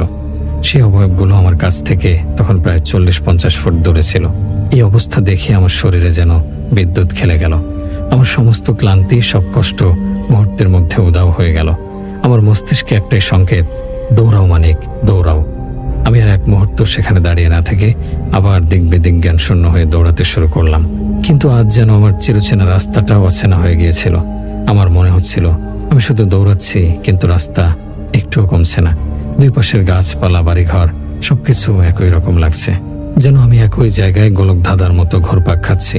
এই ভৌতিক অনুভূতি আমাকে আরো বেশি দুর্বল করে দিচ্ছিল। প্রাণ বাঁচানোর জন্য আমি মরিয়া হয়ে একবার দুপাশের বাড়িগুলোর মেন গেটে ধাক্কা দিলাম। একটা বাড়ির গেট ধরে আমি পাগলের মতো ঝাঁকাতে লাগলাম। চিৎকার করে ডাকার চেষ্টা করলাম, কেউ আছেন? দয়া করে দরজা খুলুন, আমাকে বাঁচান। কিন্তু এত রাতে কেউ আমার ডাকে সাড়া দিল না। হয়তো আমার গলা দিয়ে কোনো আওয়াজই বের হচ্ছিল না, অথবা বের হলেও সেটা ছিল খুবই ক্ষীণ। একটা বাড়ির দোতলার জানালায় আমি এক মুহূর্তের জন্য আলোর ঝলকানি দেখেছিলাম। আমার মনে আশা জেগেছিল। আমি আরো জোরে গেটে ধাক্কা দিলাম, কিন্তু পর মুহূর্তে আলোটা নিভে গেল। আমার সব আশা শেষ হয়ে গেল। দুটো বাড়িতে ব্যর্থ চেষ্টার পর আমি বুঝলাম এভাবে কোনো লাভ হবে না। আমাকে নিজের চেষ্টাতেই বাঁচতে হবে। উপায়ন্তর না দেখে আমি অনবরত দৌড়াচ্ছিলাম। দৌড়াতে দৌড়াতে এক পর্যায়ে আমি হোঁচট খেয়ে রাস্তার উপর মুখ থুবড়ে পড়লাম। কোনো একটা আলগা ইটের সাথে আমার পা বেঁধে গিয়েছিল। আমার হাঁটু আর কোনো ছুলে গিয়ে জ্বালা করতে লাগলো। আমি হন্তদন্ত করে উঠে দাঁড়ানোর চেষ্টা করলাম, আর ঠিক তখনই আমি শুনতে পেলাম সেই ভয়ঙ্কর শব্দটা, আমার নিজের অ্যাম্বুলেন্সের হুইসেল বা সাইরেনের আওয়াজ। কিন্তু এই পরিচিত আওয়াজ শুনে আমার মনে এতটুকু স্বস্তি এলো না, বরং আমার ভয় 1000 গুণ বেড়ে গেল। কারণ আমি ভালো করে জানি যে আমার অ্যাম্বুলেন্সটা আমি বেশ কিছুটা দূরে ফেলে এসেছি। আর তার চেয়েও বড় কথা, গাড়ির চাবিটা এখনো আমার পকেটেই আছে। তাহলে অ্যাম্বুলেন্সটা চালাচ্ছে কে? কে বাজাচ্ছে ওই সাইরেন? আমার কি মতিভ্রম হচ্ছে? আমি কি পাগল হয়ে যাচ্ছি? এই চিন্তাটা মাথায় আসতেই আমি অনুভব করলাম যেন আমার পায়ের নিচের মাটি থরথর করে কাঁপছে। সাইরেনের শব্দটা ক্রমশ তীব্র থেকে তীব্রতর হচ্ছে, যেন অ্যাম্বুলেন্সটা প্রচণ্ড গতিতে আমার দিকেই ছুটে আসছে। আমার দৌড়ানোর মতো আর শক্তি বাকি ছিল না। শরীরটা যেন অবশ হয়ে আসছিল, কিন্তু প্রাণ বাঁচাতে হলে কিছু একটা তো করতেই হবে। আমি মরিয়া হয়ে এদিক ওদিক তাকাতে লাগলাম, আর তখনই আমার চোখে পড়ল রাস্তার এক কোনায় রাখা একটা টিনের বড় ময়লার গাড়ি, পৌরসভার বিশাল কন্টেইনার। সেটা ছিল আমার একমাত্র আশ্রয়। আমি আর কোনো কিছু না ভেবে সেই শক্তিটুকু এক করে দৌড়ে গিয়ে সে বিশাল ময়লার গাড়িটার ভেতরে ঢুকে পড়লাম। দুর্গন্ধ আর আবর্জনার মধ্যে আমি কোনো মতে নিজেকে লুকিয়ে ফেললাম। আমার সারা শরীর কাঁপছিল, কিন্তু আমি জানতাম আপাতত এর চেয়ে নিরাপদ জায়গা আমার জন্য আর নেই। আমি ভেতরে ঢুকে ঢাকনাটা হালকা করে চাপিয়ে দিলাম আর অপেক্ষা করতে লাগলাম আমার পরিণতির জন্য। ময়লার গাড়ির ভেতরের দুর্গন্ধটা ছিল অসহনীয়। পচা সবজি, উচ্ছিষ্ট খাবার আর নানা রকম আবর্জনার তীব্র গন্ধ আমার নাকে এসে ধাক্কা মারছিল। আমার বমি পাচ্ছিল, কিন্তু আমি মুখ চেপে ধরে নিজেকে সামলে নিলাম। এখন শব্দ করা মানে মৃত্যুকে ডেকে আনা। আমি কোনো মতে আবর্জনার স্তূপের এক কোনায় গিয়ে গুটিসুটি মেরে বসে রইলাম। আমার সারা গায়ে ময়লা আর নোংরা তরল লেগে একাকার হয়ে গেল, কিন্তু সেদিকে আমার কোনো ভ্রুক্ষেপ ছিল না। আমার কান দুটো ছিল খাড়া। বাইরের পৃথিবীর প্রতিটি শব্দ শোনার জন্য আমি স্নায়ুগুলোকে টান টান করে রেখেছিলাম। টিনের সেই ময়লার গাড়িটার গায়ে মরিচা ধরে একটা ছোট্ট ছিদ্র তৈরি হয়েছিল। আমি অতি সন্তর্পণে সেই ছিদ্র দিয়ে বাইরের দৃশ্য দেখার চেষ্টা করতে লাগলাম। আমার হৃৎপিণ্ডটা এত জোরে ধুকপুক করছিল যে আমার মনে হচ্ছিল সেই শব্দ বুঝি বাইরের ওই ভয়ঙ্কর অবয়বগুলোতে শুনতে পাবে। প্রায় 10 থেকে 15 মিনিট কবরের নিস্তব্ধতায় কেটে গেল। আমি প্রায় ভাবতে শুরু করেছিলাম যে হয়তো তারা আমাকে হারিয়ে ফেলেছে, কিন্তু ঠিক তখনই আমি দেখতে পেলাম সেই দৃশ্য যা আমার রক্তকে আবারও শীতল করে দিল। আমি যে দিক থেকে দৌড়ে এসেছিলাম সেদিক থেকে ওই কাফন পরিহিত 3টি লম্বাটে মানুষের মতো দেখতে অবয়ব ধীর পায়ে এগিয়ে আসছে। তাদের হাঁটার গতি ছিল স্থির এবং ছন্দবদ্ধ, যেন তারা কোনো কিছু খুঁজছে। সাথে সাথে আমি শুনতে পেলাম তারা হয়তো নিজেদের মধ্যে কিছু বলাবলি করছে, কিন্তু তাদের আওয়াজটা ছিল অদ্ভুত, মানুষের ভাষার মতো নয়। এক ধরনের ফ্যাসফেসে বায়বীয় শব্দ, যার কোনো অর্থ আমি বুঝতে পারলাম না। এই দুর্বোধ্য ভাষায় কথা বলতে বলতে তারা ক্রমশ এগিয়ে আসছিল। তারা যতই কাছে আসছিল আমার মনের মধ্যে ভয় ততই পাহাড়ের মতো উঁচু হচ্ছিল। আমার দম বন্ধ হয়ে আসছিল। এই ভয়ঙ্কর দৃশ্য আর সহ্য করার ক্ষমতা আমার ছিল না। আমি চোখ বন্ধ করে ফেললাম, কিন্তু কান দুটো খোলা রাখলাম। আমি দেখলাম অবয়ব 3টি ঠিক আমার লুকিয়ে থাকা ময়লার গাড়িটার পাশ দিয়ে হেঁটে সামনের দিকে এগিয়ে গেল। রাস্তায় তখন পর্যাপ্ত আলোর ব্যবস্থা ছিল না। চাঁদের যেটুকু আলো ছিল তাতে আমি তাদের সাদা অবয়বগুলোকে ছায়ার মতো মিলিয়ে যেতে দেখলাম। তারা একেবারের জন্য ডাস্টবিনটার দিকে ফিরেও তাকালো না। হয়তো তারা ভাবতেও পারেনি কেউ এই নোংরা জায়গায় লুকিয়ে থাকতে পারে। যদিও তারা আমার লুকিয়ে থাকা টিনের গাড়িটি অতিক্রম করে চলে গিয়েছিল, কিন্তু আমার সাহস গোলাচ্ছিল না যে আমি এখন বের হব। আমার মনে হচ্ছিল এটা হয়তো তাদের কোনো চাল।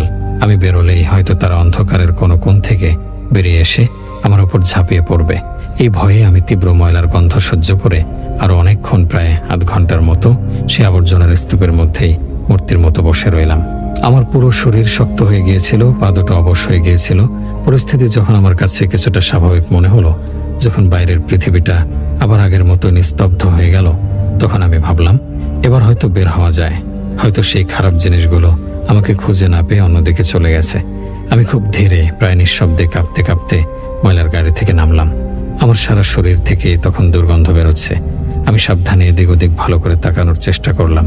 চারদিকে ঘুটঘুটে অন্ধকার, কোথাও কেউ নেই, রাস্তাটা একদম ফাঁকা।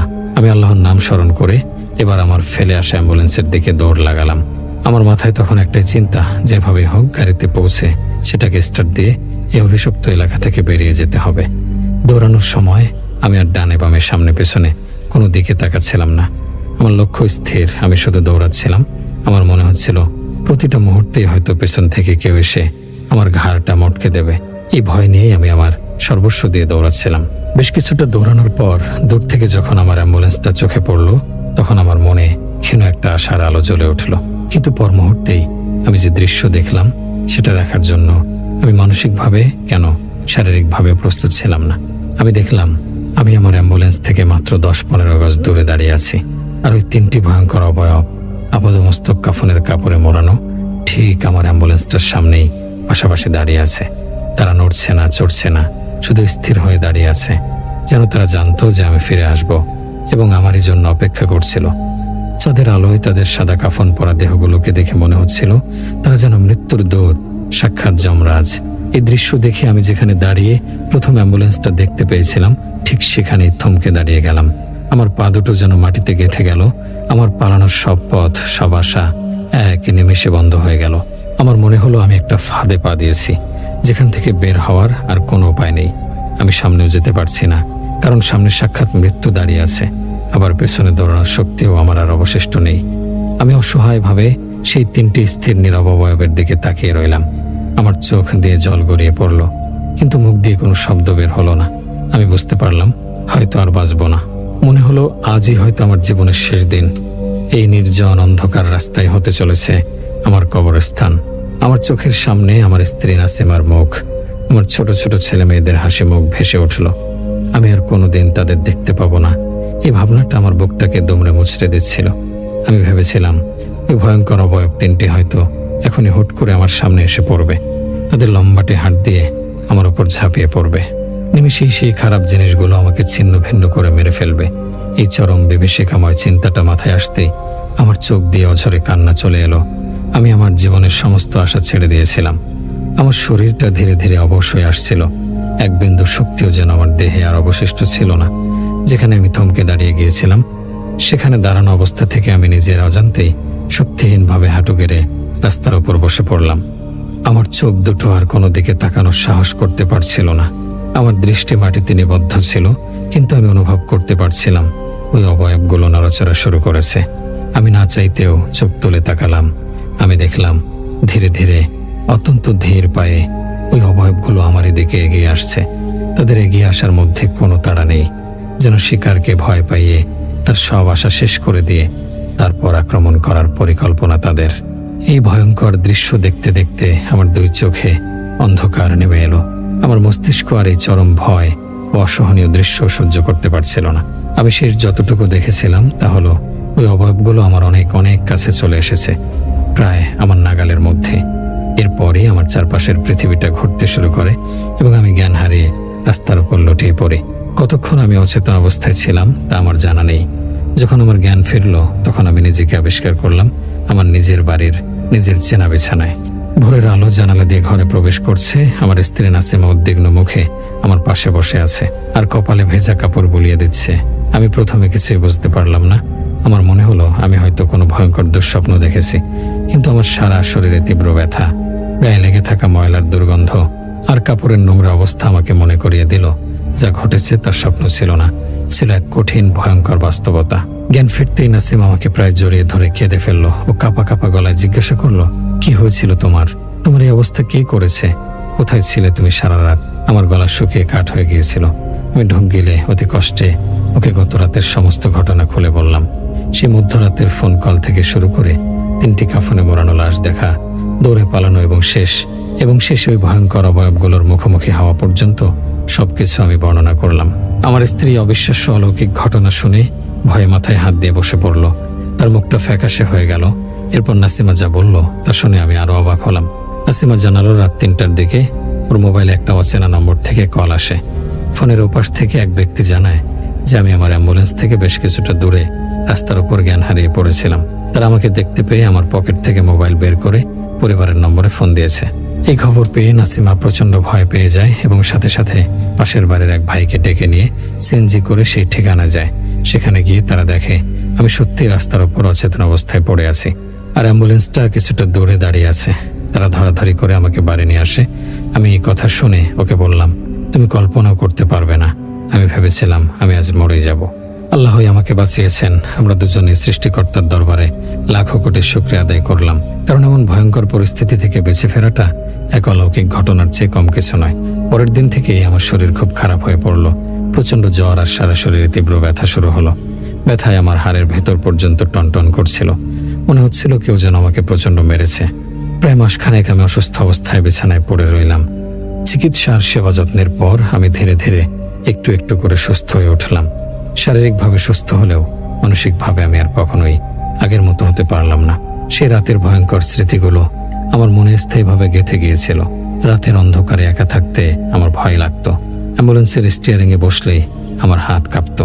আমি আমার জীবনে ঘটে যাওয়া অবিশ্বাস্য ভয়ঙ্কর ঘটনাটি কোনো দিনও ভুলতে পারবো না। সেই রাতটি আমার জন্য এক চিরস্থায়ী দুঃস্বপ্নে পরিণত হয়েছিল, যা আমাকে আজীবন তাড়া করে বেড়াবে। আশা করি এই ভয়ঙ্কর ঘটনাটি আপনাদের সকলেরই ভালো লেগেছে। প্রিয় শ্রোতা বন্ধুরা, এই ছিল আজকের ভয়ঙ্কর দুটি গায়ে কাঁটা দিয়ে ওঠার মতো ঘটনা। কোন ঘটনাটি আপনাদের? এটি মাছ ধরা কেন্দ্রিক একটি ঘটনা। আপনারা অনেকে মাছ ধরা কেন্দ্রিক ঘটনা শুনতেছেন। আশা করছি এই ঘটনাটি আপনাদের ভালো লাগবে। আর এই ঘটনাটি আমাদেরকে পাঠিয়েছেন আমাদের একজন রেমিটেন্স যোদ্ধা ভাই সৌদি আরব থেকে, যার নাম মোহাম্মদ মনোয়ার হোসেন। ওনার দেশের বাড়ি মানিকগঞ্জ জেলার সাটুরিয়া উপজেলার ছনকা নামে একটি গ্রামে। তো চলুন শুরু করি ঘটনাটি অনেক আগের ঘটনা। ওনার দাদার সঙ্গে ঘটনাটি ঘটেছিল। ওনার দাদার নাম হচ্ছে মোহন মিয়া। তিনি খুবই সাহসী একজন মানুষ এবং খুব ভালো একজন মানুষ হিসাবে গ্রামে পরিচিত ছিলেন। তিনি অন্যান্য কাজ করতেন, কিন্তু তার একটি ভয়ানক নেশা ছিল মাছ ধরার, বিশেষ করে রাতের বেলা মাছ ধরার। দিনের বেলা বিভিন্ন স্থানে গিয়ে মাছ ধরার বিভিন্ন পদ্ধতি অ্যাপ্লাই করে আসতেন। স্পেশালি ওখানে একটি নাম বলা হয়, এটাকে বানা পাতা বলে। বানা, এটি মাছ ধরার একটা পদ্ধতি। বানা পেতে আসে, পরবর্তীতে সেখানে গিয়ে মাছ ধরে। তো এটা মূলত ওনার একটা অভ্যাস ছিল। আর ওনাদের বাড়ির পাশ দিয়ে একটা খাল ধলেশ্বরী নদীর দিকে গিয়েছে। তো ধলেশ্বরী নদীর দিকে ওই খালটি সুনসি নামের একটা বিলের দিকেও বয়ে গেছে। আর সুনসি বিলের একটু আগে মাঝি পাড়া নামে একটি গ্রাম রয়েছে।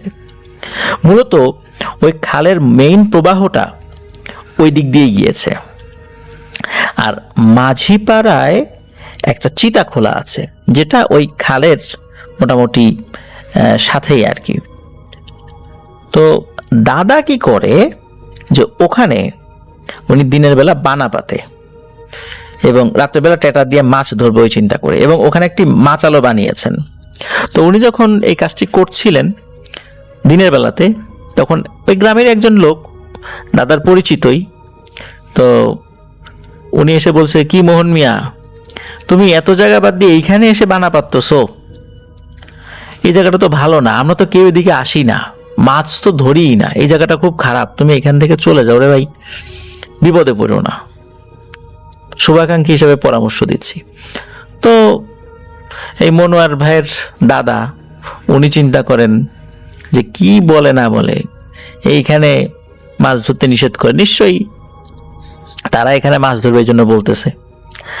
আর আরো একটা ব্যাপার হলো, যেহেতু দাদা খুব সাহসী মানুষ ছিলেন, তিনি সাফ সাফ উত্তর দিয়ে দেন যে আমি এগুলা ভাই বিশ্বাস করি না, এগুলো আমার কিছু হবে না। তো যাই হোক, ওই লোকের দায়িত্ব ছিল যে তাকে বলা, উনি ওনার দায়িত্ব পালন করেছেন। এখন দাদা কি করেন, উনি সব কাজ শেষ করে বাড়িতে ফেরত যান। ফেরত গিয়ে সন্ধ্যা তো না, মোটামুটি এশার নামাজের পরে উনি আসেন আর কি। এশার নামাজের পরে এসে মাছ ধরতে বসেন। তো অনেকক্ষণ বসে আছেন ওই মাচালের উপরে। তো হঠাৎ করে ওনার পেছন দিক থেকে একটা শব্দ আসে। ওনার পেছন দিকে কিন্তু কোনো পানি ছিল না, ওটা ডাঙা। তো পেছন দিক থেকে শব্দ আসে ওই চিতাখোলার ওই সাইডটা থেকে। তখন শব্দটা এমনভাবে উনি পেয়েছিলেন, শব্দটা হচ্ছে যে বড় কোনো মাছ পানির মধ্যে যদি শব্দ করে ঠিক তেমন, কিন্তু পেছন দিকে কিন্তু পানি নেই, কিন্তু শব্দটা পেছন দিক থেকে এসেছিল। তো উনি অবাক হন যে পেছনে এরকম শব্দ কেন হয়। উনি ঘুরে তাকান, ঘুরে তাকিয়ে একটা ভয়ানক জিনিস উনি দেখেন। উনি দেখেন বিশাল আকৃতির একটা দানবের মতো কিছু একটা দাঁড়িয়ে আছে, যেটার মাথা নাই সেটা স্পষ্ট বোঝা যাচ্ছে, বুকের উপর চোখ এবং পেটের কাছে বড় বড় দাঁত। সেটি খুব কর্কশ কণ্ঠে বলে ওঠে, কিরে মোহন মিয়া, তোর কি জানের মায়া নাই? তুই এখানে কেন আসছিস? তুই কি জানিস না যে এখানে কেউ আসে না? এখানে আমরা থাকি, এখানকার মাছগুলো আমরা ধরে খাই। কই, তুই তো আরো অন্য জায়গায় গিয়েও মাছ ধরিস। কখনো কি আমি বিরক্ত করতে গেছি, না আমার লোকজন বিরক্ত করতে গেছে? তুই এখানে কেন আসলি? তোকে তো দিনের বেলা একজন মানুষ বলেছিল, আমরা তো সেটা শুনলাম, কিন্তু তুই উত্তর দিলি কি তুই ভয় পাস না। তুই তো কাজটা ভালো করলি না রে এখানে এসে। এদিকে দাদা তো খুব সাহসী মানুষ, ওনার হাতে ছিল ট্যাটা। উনি চিন্তা করছে যে এই পিশাচগুলোরে শায়েস্তা করতে হবে। উনি একটা ট্যাটা ছুঁড়ে মারেন ওই পিশাচটির দিকে। তো ট্যাটাটি আসলে তার গায়ে লেগেছিল কি লাগেনি এ বিষয়টি দাদা বুঝতে পারেননি। ট্যাটাটি ছুঁড়ে মারার সাথে সাথে পিশাচটি অদৃশ্য হয়ে যায়। উনি আবার ট্যাটাটি এগিয়ে গিয়ে ট্যাটাটি হাতে নিয়ে নেন, নিয়ে আবার উনি মাচালের উপর বসে পড়েন। তখন পেছন থেকে ভয়ানক আর একটা আওয়াজ আসে যে, মোহন মিয়া, কাজটা তুই ভালো করলি না। তোদের ওখানে তো বিরক্ত করতে যাই নাই, তুই আমাদের এখানে এসে বিরক্তলি, আবার আমার গায়ে টাটা মারলি। তোর কিন্তু ভালো হবে না। তো এরপরে ওই শব্দটা হঠাৎ করে ম্লান হয়ে যায় বা বন্ধ হয়ে যায়। তখন দাদা বুঝতে পারেন যে আসলে উনি কাজটি ভালো করেননি। উনি আর মাছ ধরার সাহস পাননি। উনি তখন ওইখান থেকে দ্রুত মাছ ধরার সকল উপকরণ নিয়ে বাড়িতে চলে আসেন। বাড়িতে চলে আসার পর উনি এই ঘটনার কাউকে বলেন নাই। আসলে বললে বাড়ির লোকজন ভয় টয় পাবে। তো এর বেশ কয়েকদিন পরে উনি অন্য আর একটা জায়গায় গিয়ে বানা পাতেন। ওই চিতাখানে আর উনি ওই যে মাঝিপাড়া যে চিতাখোলা আছে ওইখানে আর উনি বানা পাতেন নি। ওইখান থেকে সরিয়ে নিয়ে আসেন উনি অন্য একটা জায়গায় গিয়ে বানা পাতেন। তো রাতের বেলা মাছ ধরছেন, রাত আনুমানিক 2টো কি 2:30 বাজে এমন একটা সময়। তো এমন সময় হঠাৎ করে উনি দেখতে পান বিশাল এক দানবের মতো কিছু একটা, এবং ওইটারই মাথা নাই, বুকের উপর চোখ, পেটের উপর দাঁত, আমরা যেটাকে স্কন্ধ কাটা বলি। ওই জিনিসটা এগিয়ে আসছে, এগিয়ে এসে বলছে, কি মোহন মিয়া, তোকে বলছিলাম না তুই কাজটা ভালো করিস নাই? আমি তো তাকে তাকে ছিলাম, তুই তো আর চিতাখোলার দিকে আসিস নাই। তুই যেহেতু চিতাখোলার দিকে আসিস নাই, তা আমি তোর কাছে চলে আসলাম। তোকে তো আজকে আমি ছাড়বো না রে। এই কথা বলার সাথে সাথে ওই জিনিসটি মানে লাফিয়ে এসে দাদাকে চেপে ধরেন। এত বড় একটা অবয়ব দাদার উপর চড়াও হয়েছে। দাদা বুঝতে পেরেছিলেন যে ওনার জীবন এখনই শেষ। উনি ভয়ে আতঙ্কেই জ্ঞান হারিয়ে ফেলেছিলেন। ওনার সাথে আর কি হয়েছে কেউ বলতে পারে না। সকালবেলা ওই গ্রামের কিছু লোকজন ওদিক দিয়ে যখন যাচ্ছিলেন তখন দাদাকে কাদার ভিতরে মাখামাখি অবস্থায় পান। তখন তাকে উদ্ধার করে বাড়িতে নিয়ে আসেন, কারণ দাদাকে চিনতো, গ্রামের লোকজন সবাই তাকে চিনতেন আর কি। বাড়িতে নিয়ে আসার পর উনি তখনও সেন্সলেস ছিলেন, ওনাকে পরিষ্কার পরিচ্ছন্ন করানো হয় যেহেতু সারা শরীরে কাদা লেগেছিল। একদিন পরে ওনার জ্ঞান ফেরে।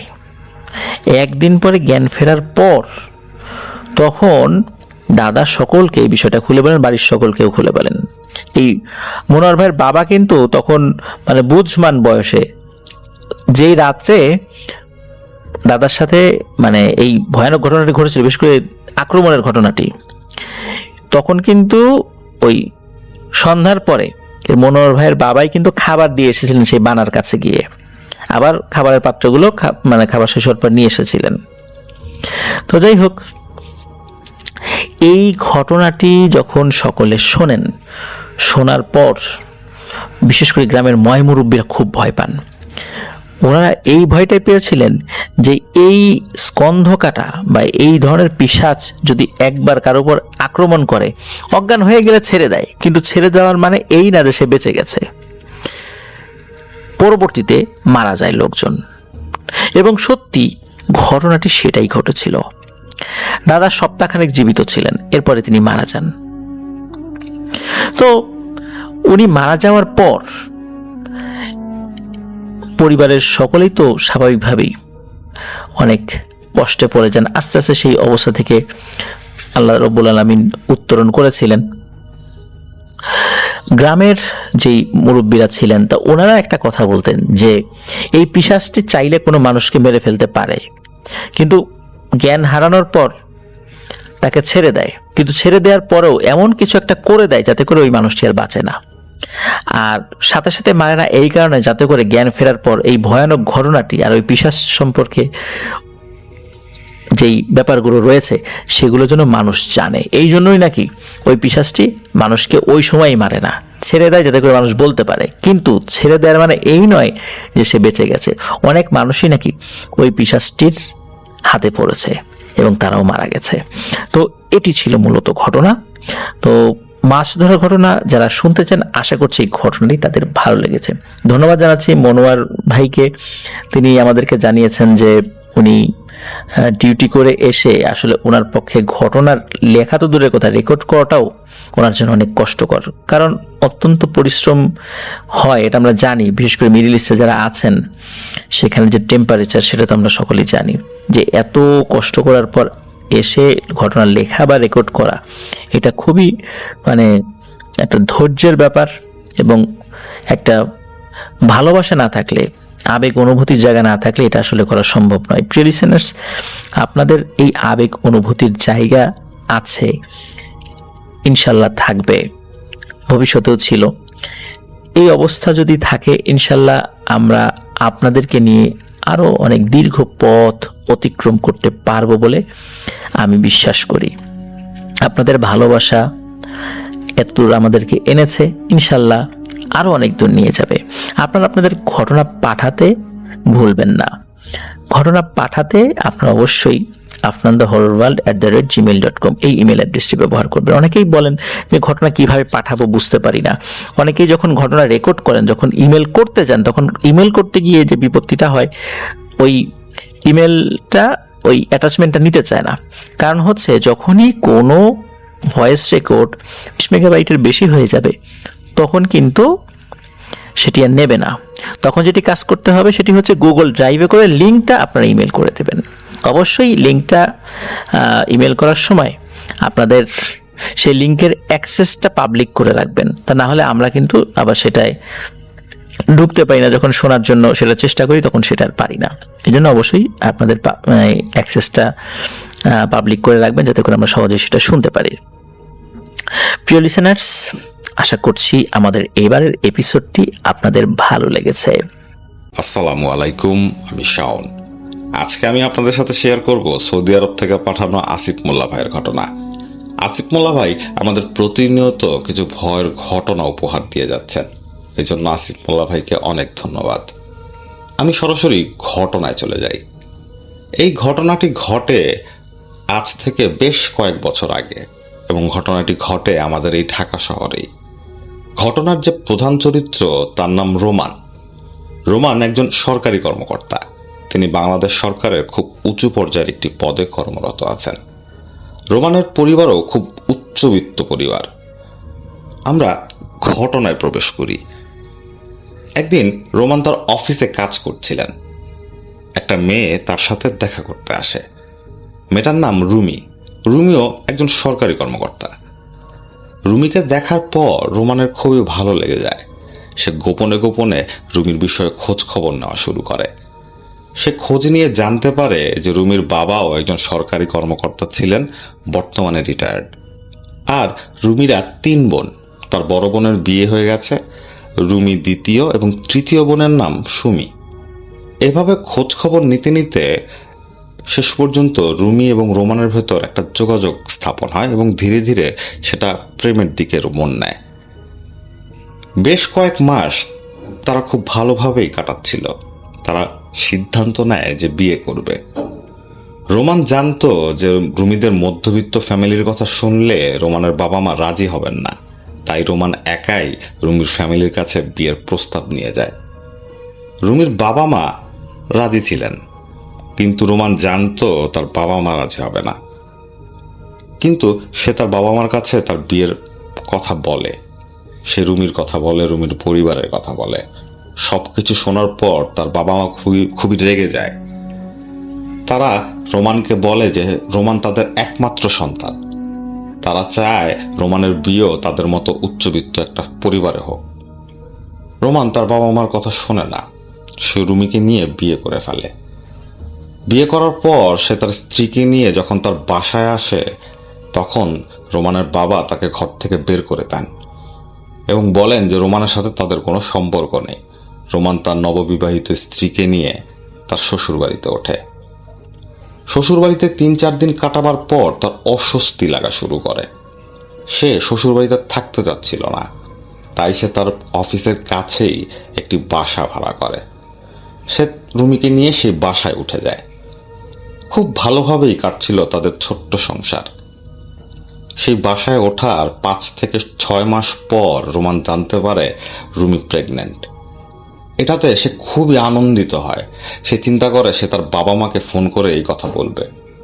হতেও পারে তার বাবা মা তাদের ক্ষমা করে দিল এই সংবাদ শোনার পর। তাই রোমান খুব আশা নিয়ে তার বাবা মাকে ফোন করে, কিন্তু তার বাবা মা তার সাথে খুবই খারাপ ব্যবহার করে এবং বলে যে সে যাতে তাদের সাথে কোনো যোগাযোগ না রাখে। রোমানের মন খুবই খারাপ হয়। সে রুমিকে এই কথা বলে, কিন্তু রুমি শেষ পর্যন্ত তাকে শান্ত করে। এই ঘটনার 3-4 দিন পর রোমান তখন অফিসে, আর রুমি মাতৃত্বকালীন ছুটি নিয়ে বাসায় থাকত। তো রুমি রোমানকে ফোন করে বলে যে রোমানের মা তাদের বাসায় এসেছেন। এই কথা শুনে রোমান খুবই আশ্চর্য হয়। সে তার মাকে চেনে। এত সহজে তার মায়ের মন গলার কথা না। তারপরও সে চিন্তা করে হয়তো তাদের অনাগত সন্তানের কথা শুনে তার মায়ের মন গলে গেছে। সে খুব দ্রুত তার বাসায় চলে আসে সেদিন। তার মা তাদের সাথে এতই ভালো ব্যবহার করছিল যে তারা চমকে ওঠে। রুমির মনেই হয় না যে এই মহিলা কিছুদিন আগে তাকে তার পুত্রবধূ হিসাবে মেনে নিতে যাচ্ছিল না। রোমানের মা রোমান এবং রুমির সাথে খুব ভালো একটা সময় কাটিয়ে সন্ধ্যার পর বাসায় চলে যান। তারাও খুব উৎফুল্ল ছিল, রোমান এবং রুমি। তাদের খুব ভালো লাগছিল। তো হঠাৎ করেই রোমান রুমিকে বলে যে আমার মা তো এত সহজে গলে যাবার পাত্রী না,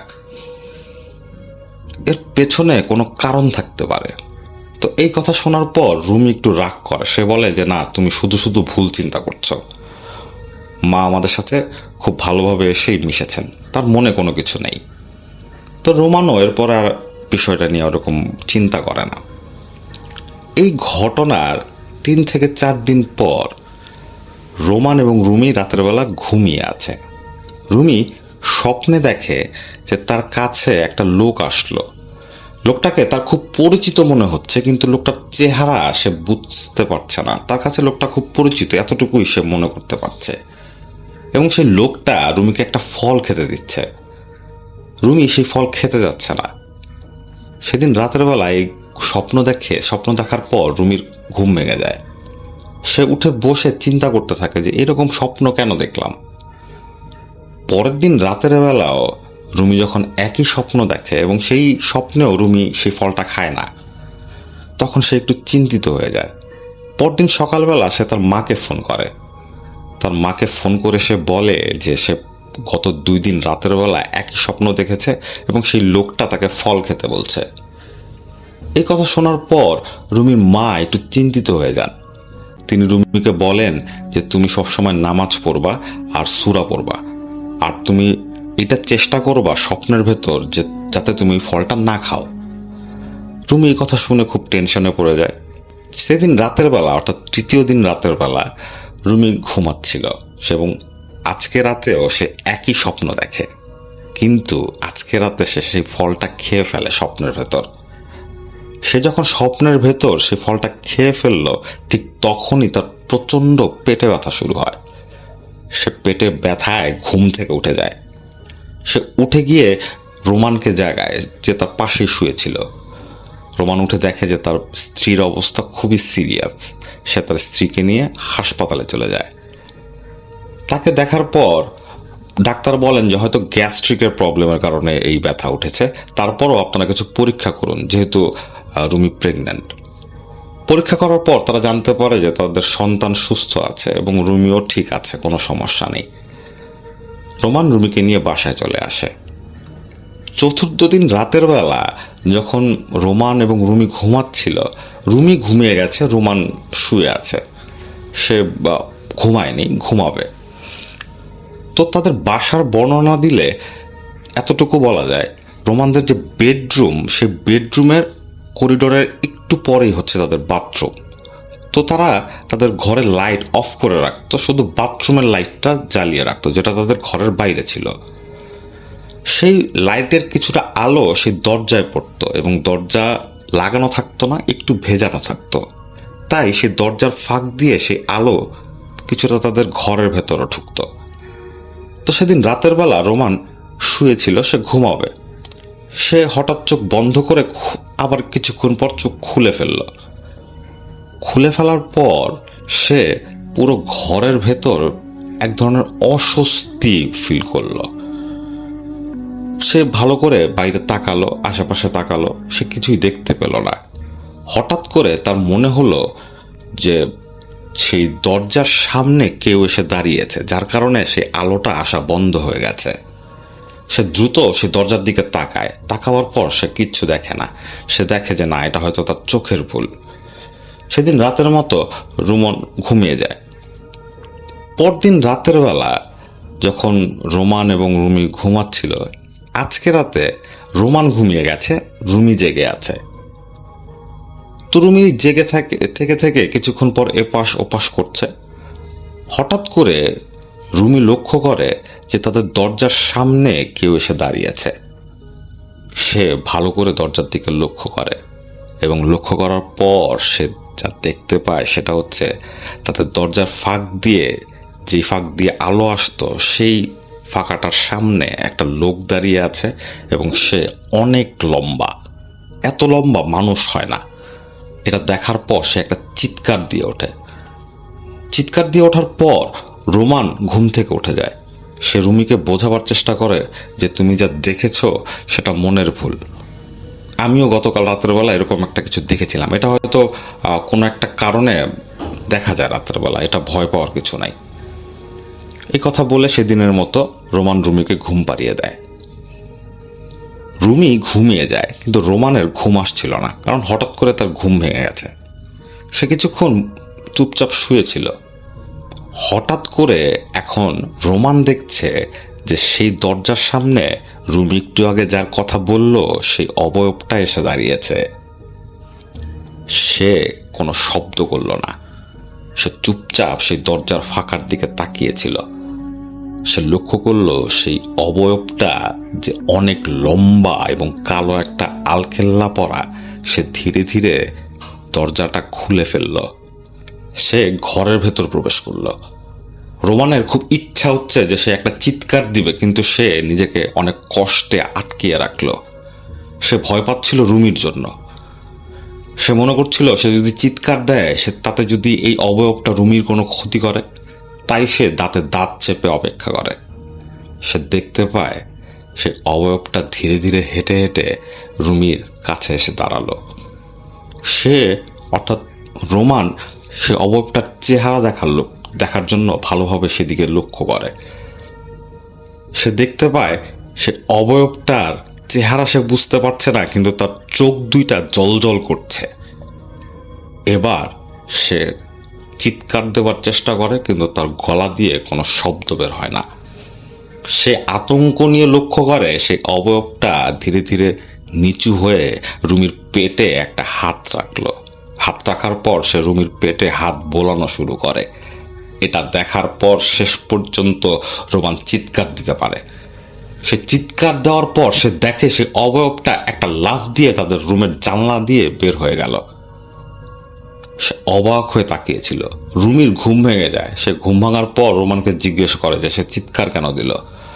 তখন রোমান বলে যে তার গায়ে হয়তো একটা তেলা পোকা উড়ে এসে পড়েছিল, তাই সে ভয় পেয়ে গেছে। সে রুমিকে সেই কথাটা বলে না। সে মনে করে রুমি শোনার পর ভয় পেতে পারে। সেদিন রাতের মতো রোমান এবং রুমি ঘুমিয়ে যায়। পরদিন সকালবেলা রোমান অফিসে যাওয়ার পর সে চিন্তা করছিল যে সে গতকাল রাতে কি দেখেছে। এটা তো দেখার কথা না। সে তো স্পষ্ট দেখেছে, সে তো ঘুমিয়েছিল না। সে তার এক বন্ধুকে ফোন করে। সেই বন্ধু হুজুর ছিলেন। তো তাকে ফোন করার পর সে যখন এই কথা বলে, তখন হুজুর বলে যে ভাবি যেহেতু সন্তান সম্ভবা, সেহেতু তোর বাসায় সূরা পড় আর হুজুর ডেকে একটু মিলাদ পড়াবার ব্যবস্থা করিস। এই কথা শোনার পর রোমান চিন্তা করে যে সে এই ব্যবস্থা করবে। সেদিন দুপুরবেলা হঠাৎ করে রোমানের কাছে ফোন করে রুমি। ফোন করে সে শুনতে পায়, অর্থাৎ রোমান শুনতে পায় রুমি কাঁদছে এবং বাসায় আসতে বলছে তাকে। রোমান খুব দ্রুত তার বাসায় চলে আসে। বাসায় চলে আসার পর রুমি তাকে বলে যে আজকে সে যখন কিচেনে কাজ করছিল তখন তার হঠাৎ মনে হয় তার পেছনে কেউ দাঁড়িয়ে আছে। তাই সে যখন মাথাটা ঘুরিয়ে পেছনে তাকায় সে দেখে কোনো কিছু একটা তার চোখের সামনে দিয়ে খুব দ্রুত বাথরুমের দিকে চলে গেল। এটা দেখার পর তার এখন মনে হচ্ছে তার ঘরে তার সাথে কেউ আছে। এটা শোনার পর আসলে রোমান খুব ভয় পেয়ে যায়। কারণ সে নিজেও অস্বাভাবিক কিছু দেখেছে, এখন রুমিও দেখছে। এটা কোনো স্বাভাবিক জিনিস না। রোমানদের ফ্যামিলিতে ওইরকম ধর্মের চর্চা ছিল না, তাই তারা আসলে এইসব বিষয় বিশ্বাস করতো না। কিন্তু রোমান নিজের চোখে যখন এই ব্যাপারটা দেখলো, এটা দেখার পর রোমান ভয় পেয়ে যায়। সে বুঝতে পারে যে এটা অস্বাভাবিক কিছু, এটা অশরীরী কিছু, যা ব্যাখ্যা করার মতো না। সে কি করবে বুঝতে পারছিল না। এরপর বেশ কিছুদিন আর কোনো সমস্যা হয়নি। একদিন সন্ধেবেলা রোমান বাসায় ছিল না, রুমি একাই ছিল বাসায়। সেদিন প্রচণ্ড গরম পড়ে, তাই রুমি তার বাসার লাইট অফ করে টিভি ছেড়ে রেখেছিল। সে সোফায় বসে টিভি দেখছিল। চারদিকে শুধু ছিল সেই টিভি থেকে আসা সেই আলো। সে যখন টিভি দেখছিল হঠাৎ করে সে লক্ষ্য করে তার পেছন দিক দিয়ে একটা ছায়া তাকে ক্রস করে গেল, এবং সেই ছায়াটা ক্রস করবার সময় সেই ছায়াটা একটা বাতাস তার শরীরে লাগে। তার শরীরের প্রত্যেকটি লোম দাঁড়িয়ে যায়। সে এক লাফে দাঁড়িয়ে রুমের লাইট অন করে। সে দেখে কোথাও কেউ নেই। সে দ্রুত রোমানকে ফোন করে। রোমান বাসায় আসে। বাসায় আসার পর সে সব কিছু শুনে আসলে সে কি করবে বুঝতে পারে না। এসব সমস্যায় সে আগে কখনো পড়েনি। এরপর সে চিন্তা করে রুমির যে ছোট বোন সুমি, তাকে সে কিছুদিন বাসায় এনে রাখবে, এতে রুমিরও সময় কাটবে। তাই সে তার শ্যালিকা অর্থাৎ সুমিকে বাসায় নিয়ে আসে। যেদিন সুমি বাসায় আসে সেদিন দুপুরবেলা সুমি গোসল করার জন্য ওয়াশরুমে ঢুকে। সেই ওয়াশরুমে একটা আয়না ছিল। সুমি যখন হঠাৎ করে সেই আয়নার দিকে তাকায় সে দেখতে পায় তার ঠিক পেছনে ভয়ঙ্কর দেখতে একটা মুখ। সে একটা চিৎকার করে। সে দৌড়িয়ে গিয়ে তার ওয়াশরুমের দরজা খোলার চেষ্টা করে, কিন্তু সেই দরজা খুলছিল না। সুমির চিৎকারে রুমি দৌড়িয়ে আসে। সে এসে সুমিকে বলে যে দরজা খোলার জন্য, কিন্তু সুমি বাথরুমের ভেতর থেকে চিৎকার করতে থাকে এবং বলে যে আমি খুলতে পারছি না। এভাবে অনেকক্ষণ চিৎকার করার পর এক পর্যায়ে সুমি শান্ত হয়ে সেই দরজাটা খুলতে পারে। এরপর সে তার বোনকে সব কথা খুলে বলে। এটা শোনার পর রুমি সুমিকে বলে যে তুই হয়তো ভুল দেখছস কিছু বা হ্যালোসিনেট করছস, এরকম কিছুই না, ভয়ের কারণে তুই দরজা খুলতে পারতেছিলি না, এরপর তো তুই নিজেই দরজা খুলছস, অতএব এটা নিয়ে টেনশন করার কিচ্ছু নেই। তো সুমিও আসলে এই ব্যাপারটা শোনার পর অতটা মাথা ঘামায় না। সেও চিন্তা করে যে হয়তো অদ্ভুত কিছু চোখের সামনে চলে আসছিল বা আমি নিজেই হয়তো উল্টাপাল্টা কিছু দেখছি, এটা নিয়ে ওরকম চিন্তা করার কিচ্ছু নাই। সেদিন রাতের বেলা রুমি আর সুমি এক বিছানায় ঘুমাচ্ছিলেন আর রোমান ছিল আরেক রুমে। সেদিন রাতের বেলাও তাদের রুমের ভেতর সেই দরজার ফাঁকা দিয়ে সেই আলোটা এসে ঢুকছিল। রুমি ঘুমিয়ে গেছে, সুমি জেগে জেগে ফেসবুক টিপছিল বা ফেসবুকে কাজ করছিলেন। হঠাৎ করে সুমি লক্ষ্য করে যে তার দরজার সামনে যেই ফাঁকাটা দিয়ে আলো আসতো সেটা অফ হয়ে গেছে। প্রথমে সে চিন্তা করে হয়তো রোমান ওয়াশরুমে গিয়ে দরজা আটকিয়ে দিয়েছে, এই কারণে আলোটা আসছে না, তাই জায়গাটা অন্ধকার। কিন্তু কিছুক্ষণ পর সে লক্ষ্য করে যে সেই অবয়বটা বা সেই অন্ধকার জায়গা থেকে তার দরজাটা একটু করে খুলে গেল এবং তার রুমের ভেতর একটা অনেক লম্বা লোক প্রবেশ করলো। সেই লোকটা এসে সুমির সামনে দাঁড়ালো এবং সুমির সাথে তার তখন চোখাচোখি হয়। সুমি দেখতে পায় দুইটা চোখ যার ভেতর আগুন জ্বলছে এবং সে খুবই রেগে আছে। সে সুমির পা ধরে একটা টান দেয় এবং বিছানা থেকে তাকে নিচে ফেলে দেয়। সুমি চিৎকার করে ওঠে। রুমি যখন ঘুম থেকে উঠে দেখে সুমি নিচে পড়ে আছে, তখন দ্রুত সে নেমে সুমিকে ওঠায়। ওঠাবার পর সুমিকে যখন জিজ্ঞেস করে যে সে কিভাবে নিচে পড়ে গেছে, তখন সুমি এই কথা বলে। তখন রুমি সুমিকে বলে যে তুই স্বপ্নে এই ঘটনাটা দেখেছিস, আসলে বাস্তবে এটা ঘটেনি। সুমি যতই রুমিকে বলে যে আমি তখন ঘুমাচ্ছিলাম না, কিন্তু রুমি বিশ্বাস করে না। তার সাথে অস্বাভাবিক কিছু ঘটছিল, কিন্তু সেগুলো তাদের শরীরে কোনো ধরনের আঘাত করেনি। তাই সে চিন্তা করে এটা হয়তো সুমি স্বপ্নে দেখেছে। পরদিন সুমি বলে যে সে এই বাসায় থাকবে না। তখন রুমি তার মাকে ফোন দেয়।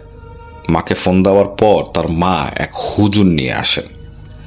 সেই হুজুর যখন এই বাসায় ঢোকার পর তিনি বলেন যে এই বাসায় খারাপ কিছুর অস্তিত্ব আমি টের পাচ্ছি, কিন্তু আমি কিছু করতে পারবো না।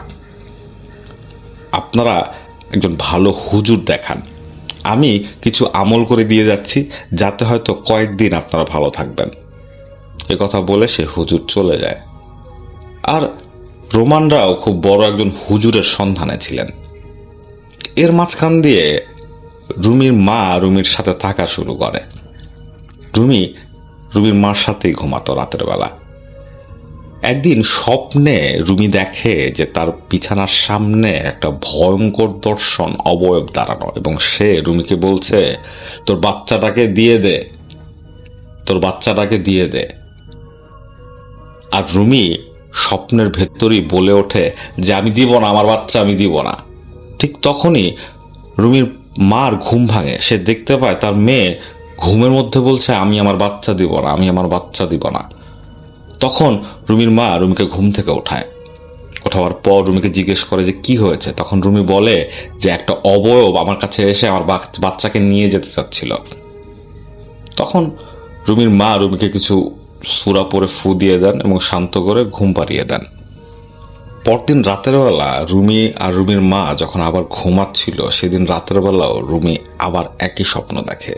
সে দেখে একটা অবয়ব, সেই ভয়ঙ্কর দর্শন অবয়বটা তার বিছানার সামনে দাঁড়ানো। আজকে সে তাকে বলছে আজকেই শুধু সময়, কালকে নিয়ে যাব, ঠেকাতে পারবি না, কালকে নিয়েই যাব। তখন এই স্বপ্ন দেখার পর রুমি চিৎকার করে ঘুম থেকে উঠে যায়। রুমির মা রুমির চিৎকারে তারও ঘুম ভেঙে যায়। সে তার মেয়েকে জিজ্ঞেস করে। রুমি বলে যে আজকেও সে একই স্বপ্ন দেখেছে।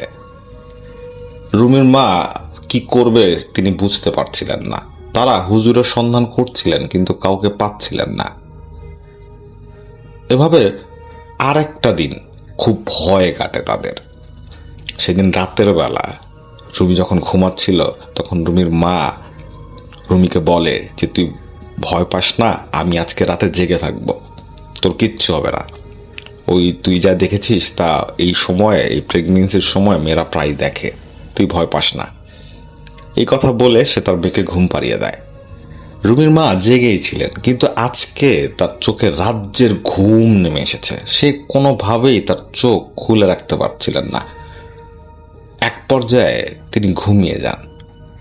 ঠিক সে সময় রুমি চিৎকার করে ওঠে। রুমির মা চোখ খুলে দেখেন তার মেয়ের ব্লিডিং শুরু হয়ে গেছে, পুরো বিছানা রক্তে ভরে গেছে, আর তার মেয়ে শুধু চিৎকার করছেই। সেই চিৎকারে রোমান চলে আসে। রোমান এসে দেখে তার স্ত্রীর এই অবস্থা। সে দ্রুত তার স্ত্রীকে হাসপাতালে নিয়ে যায়। হাসপাতালে তার যখন জ্ঞান ফেরে তখন সে বলে যে আজকে রাতে আমি স্বপ্নে দেখলাম সেই অবয়বটা আমার সামনে দাঁড়িয়ে আমার পেটটা একটা টানে ছিঁড়ে ফেলল, এরপর আর বাচ্চাটা বের করে নিল। এটা দেখার পরই তার ব্লিডিং শুরু হয়েছে। ডাক্তারেরা যখন তাকে ভালো করে পরীক্ষা করলো, পরীক্ষা করার পর তারা বুঝতে পারে যে রোমানের বাচ্চাটা আর নেই।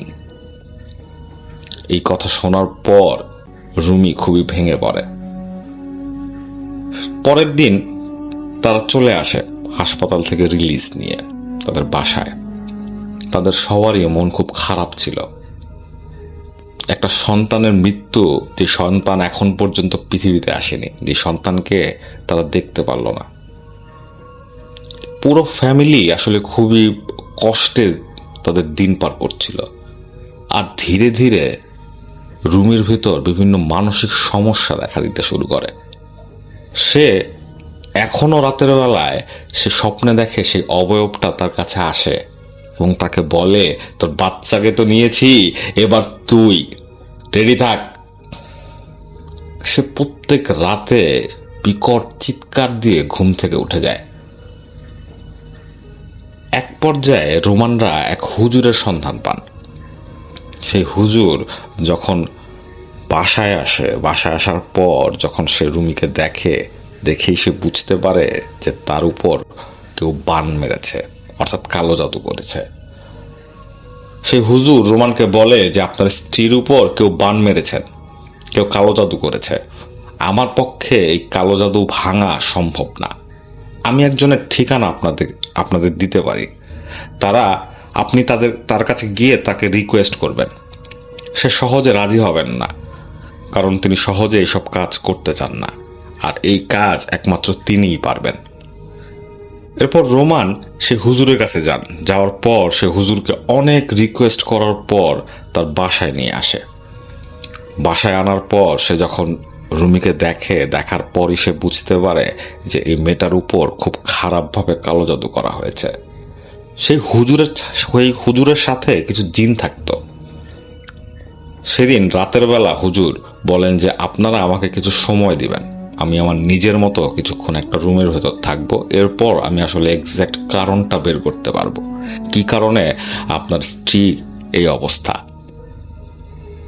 কিছুক্ষণ একা থাকবার পর সেদিন রাতের বেলা হুজুর রোমানদের যা বলেন তা হলো, রোমানের খুব কাছের একজন, এত কাছের সম্পর্ক হতে পারে না, এতই কাছের সেই আত্মীয়ই তার স্ত্রীকে কালো জাদু করেছে।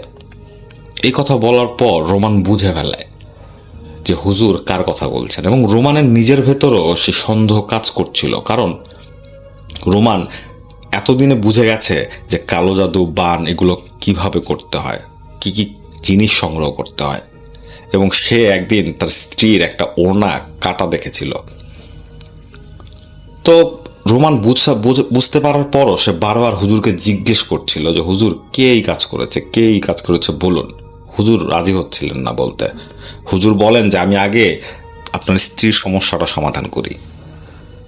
এরপর হুজুর কিছু রিচুয়াল করার পর তিনি এক পর্যায়ে রোমানকে বলেন যে আপনার স্ত্রীর উপর সে কালো জাদুটা আমি সরিয়ে দিয়েছি, আমাকে আপনাদের হাদিয়া দিতে হবে না।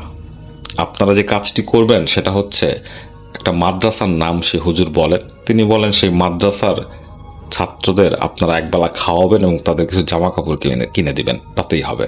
এবং আপনার স্ত্রীর সাথে আর এই সমস্যাটা হবে না। এরপর সেই হুজুর চলে যান এবং রোমান সেই হুজুরের কথা মতো সেই এতিমখানায় সেই ছাত্রদের একবেলা খাওয়ান এবং তাদের নতুন জামা কাপড় কিনে দেন।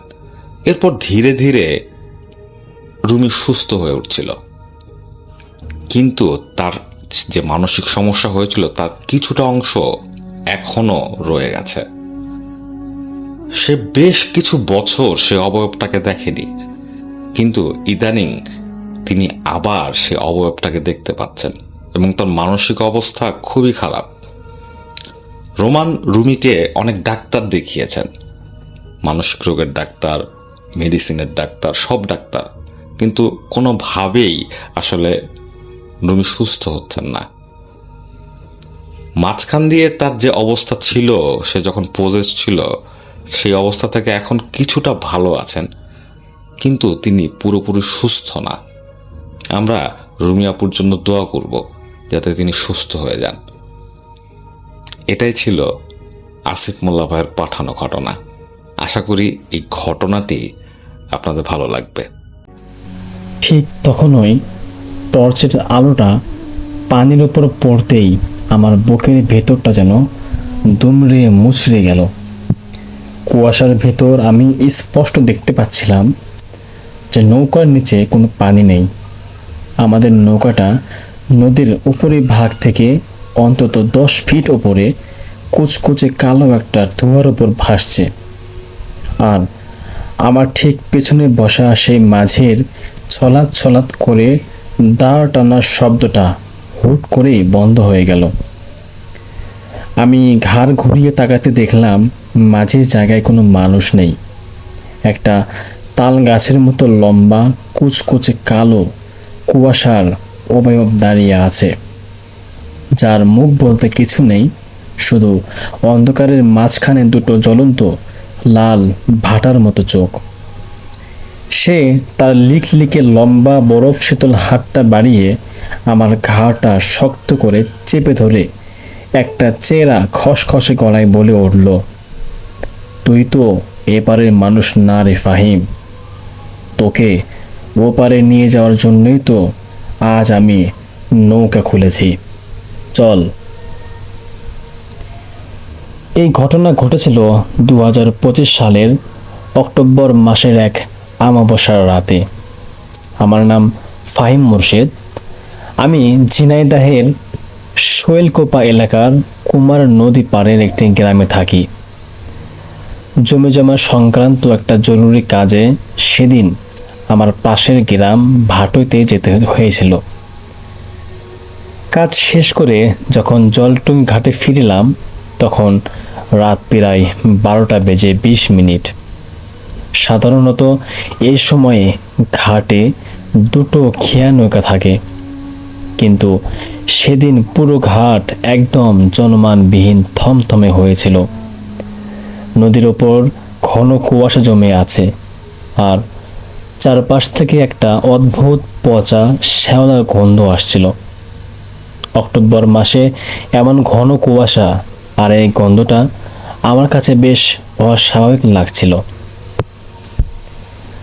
আমি যখন ভাবছি আজ রাতে ওপারে ফিরব, তো কিভাবে ফিরব, ঠিক তখনই কুয়াশা চিরে একটা ছোট ডিঙ্গি নৌকা খুব ধীর গতিতে ঘাটে এসে ভিড়ল।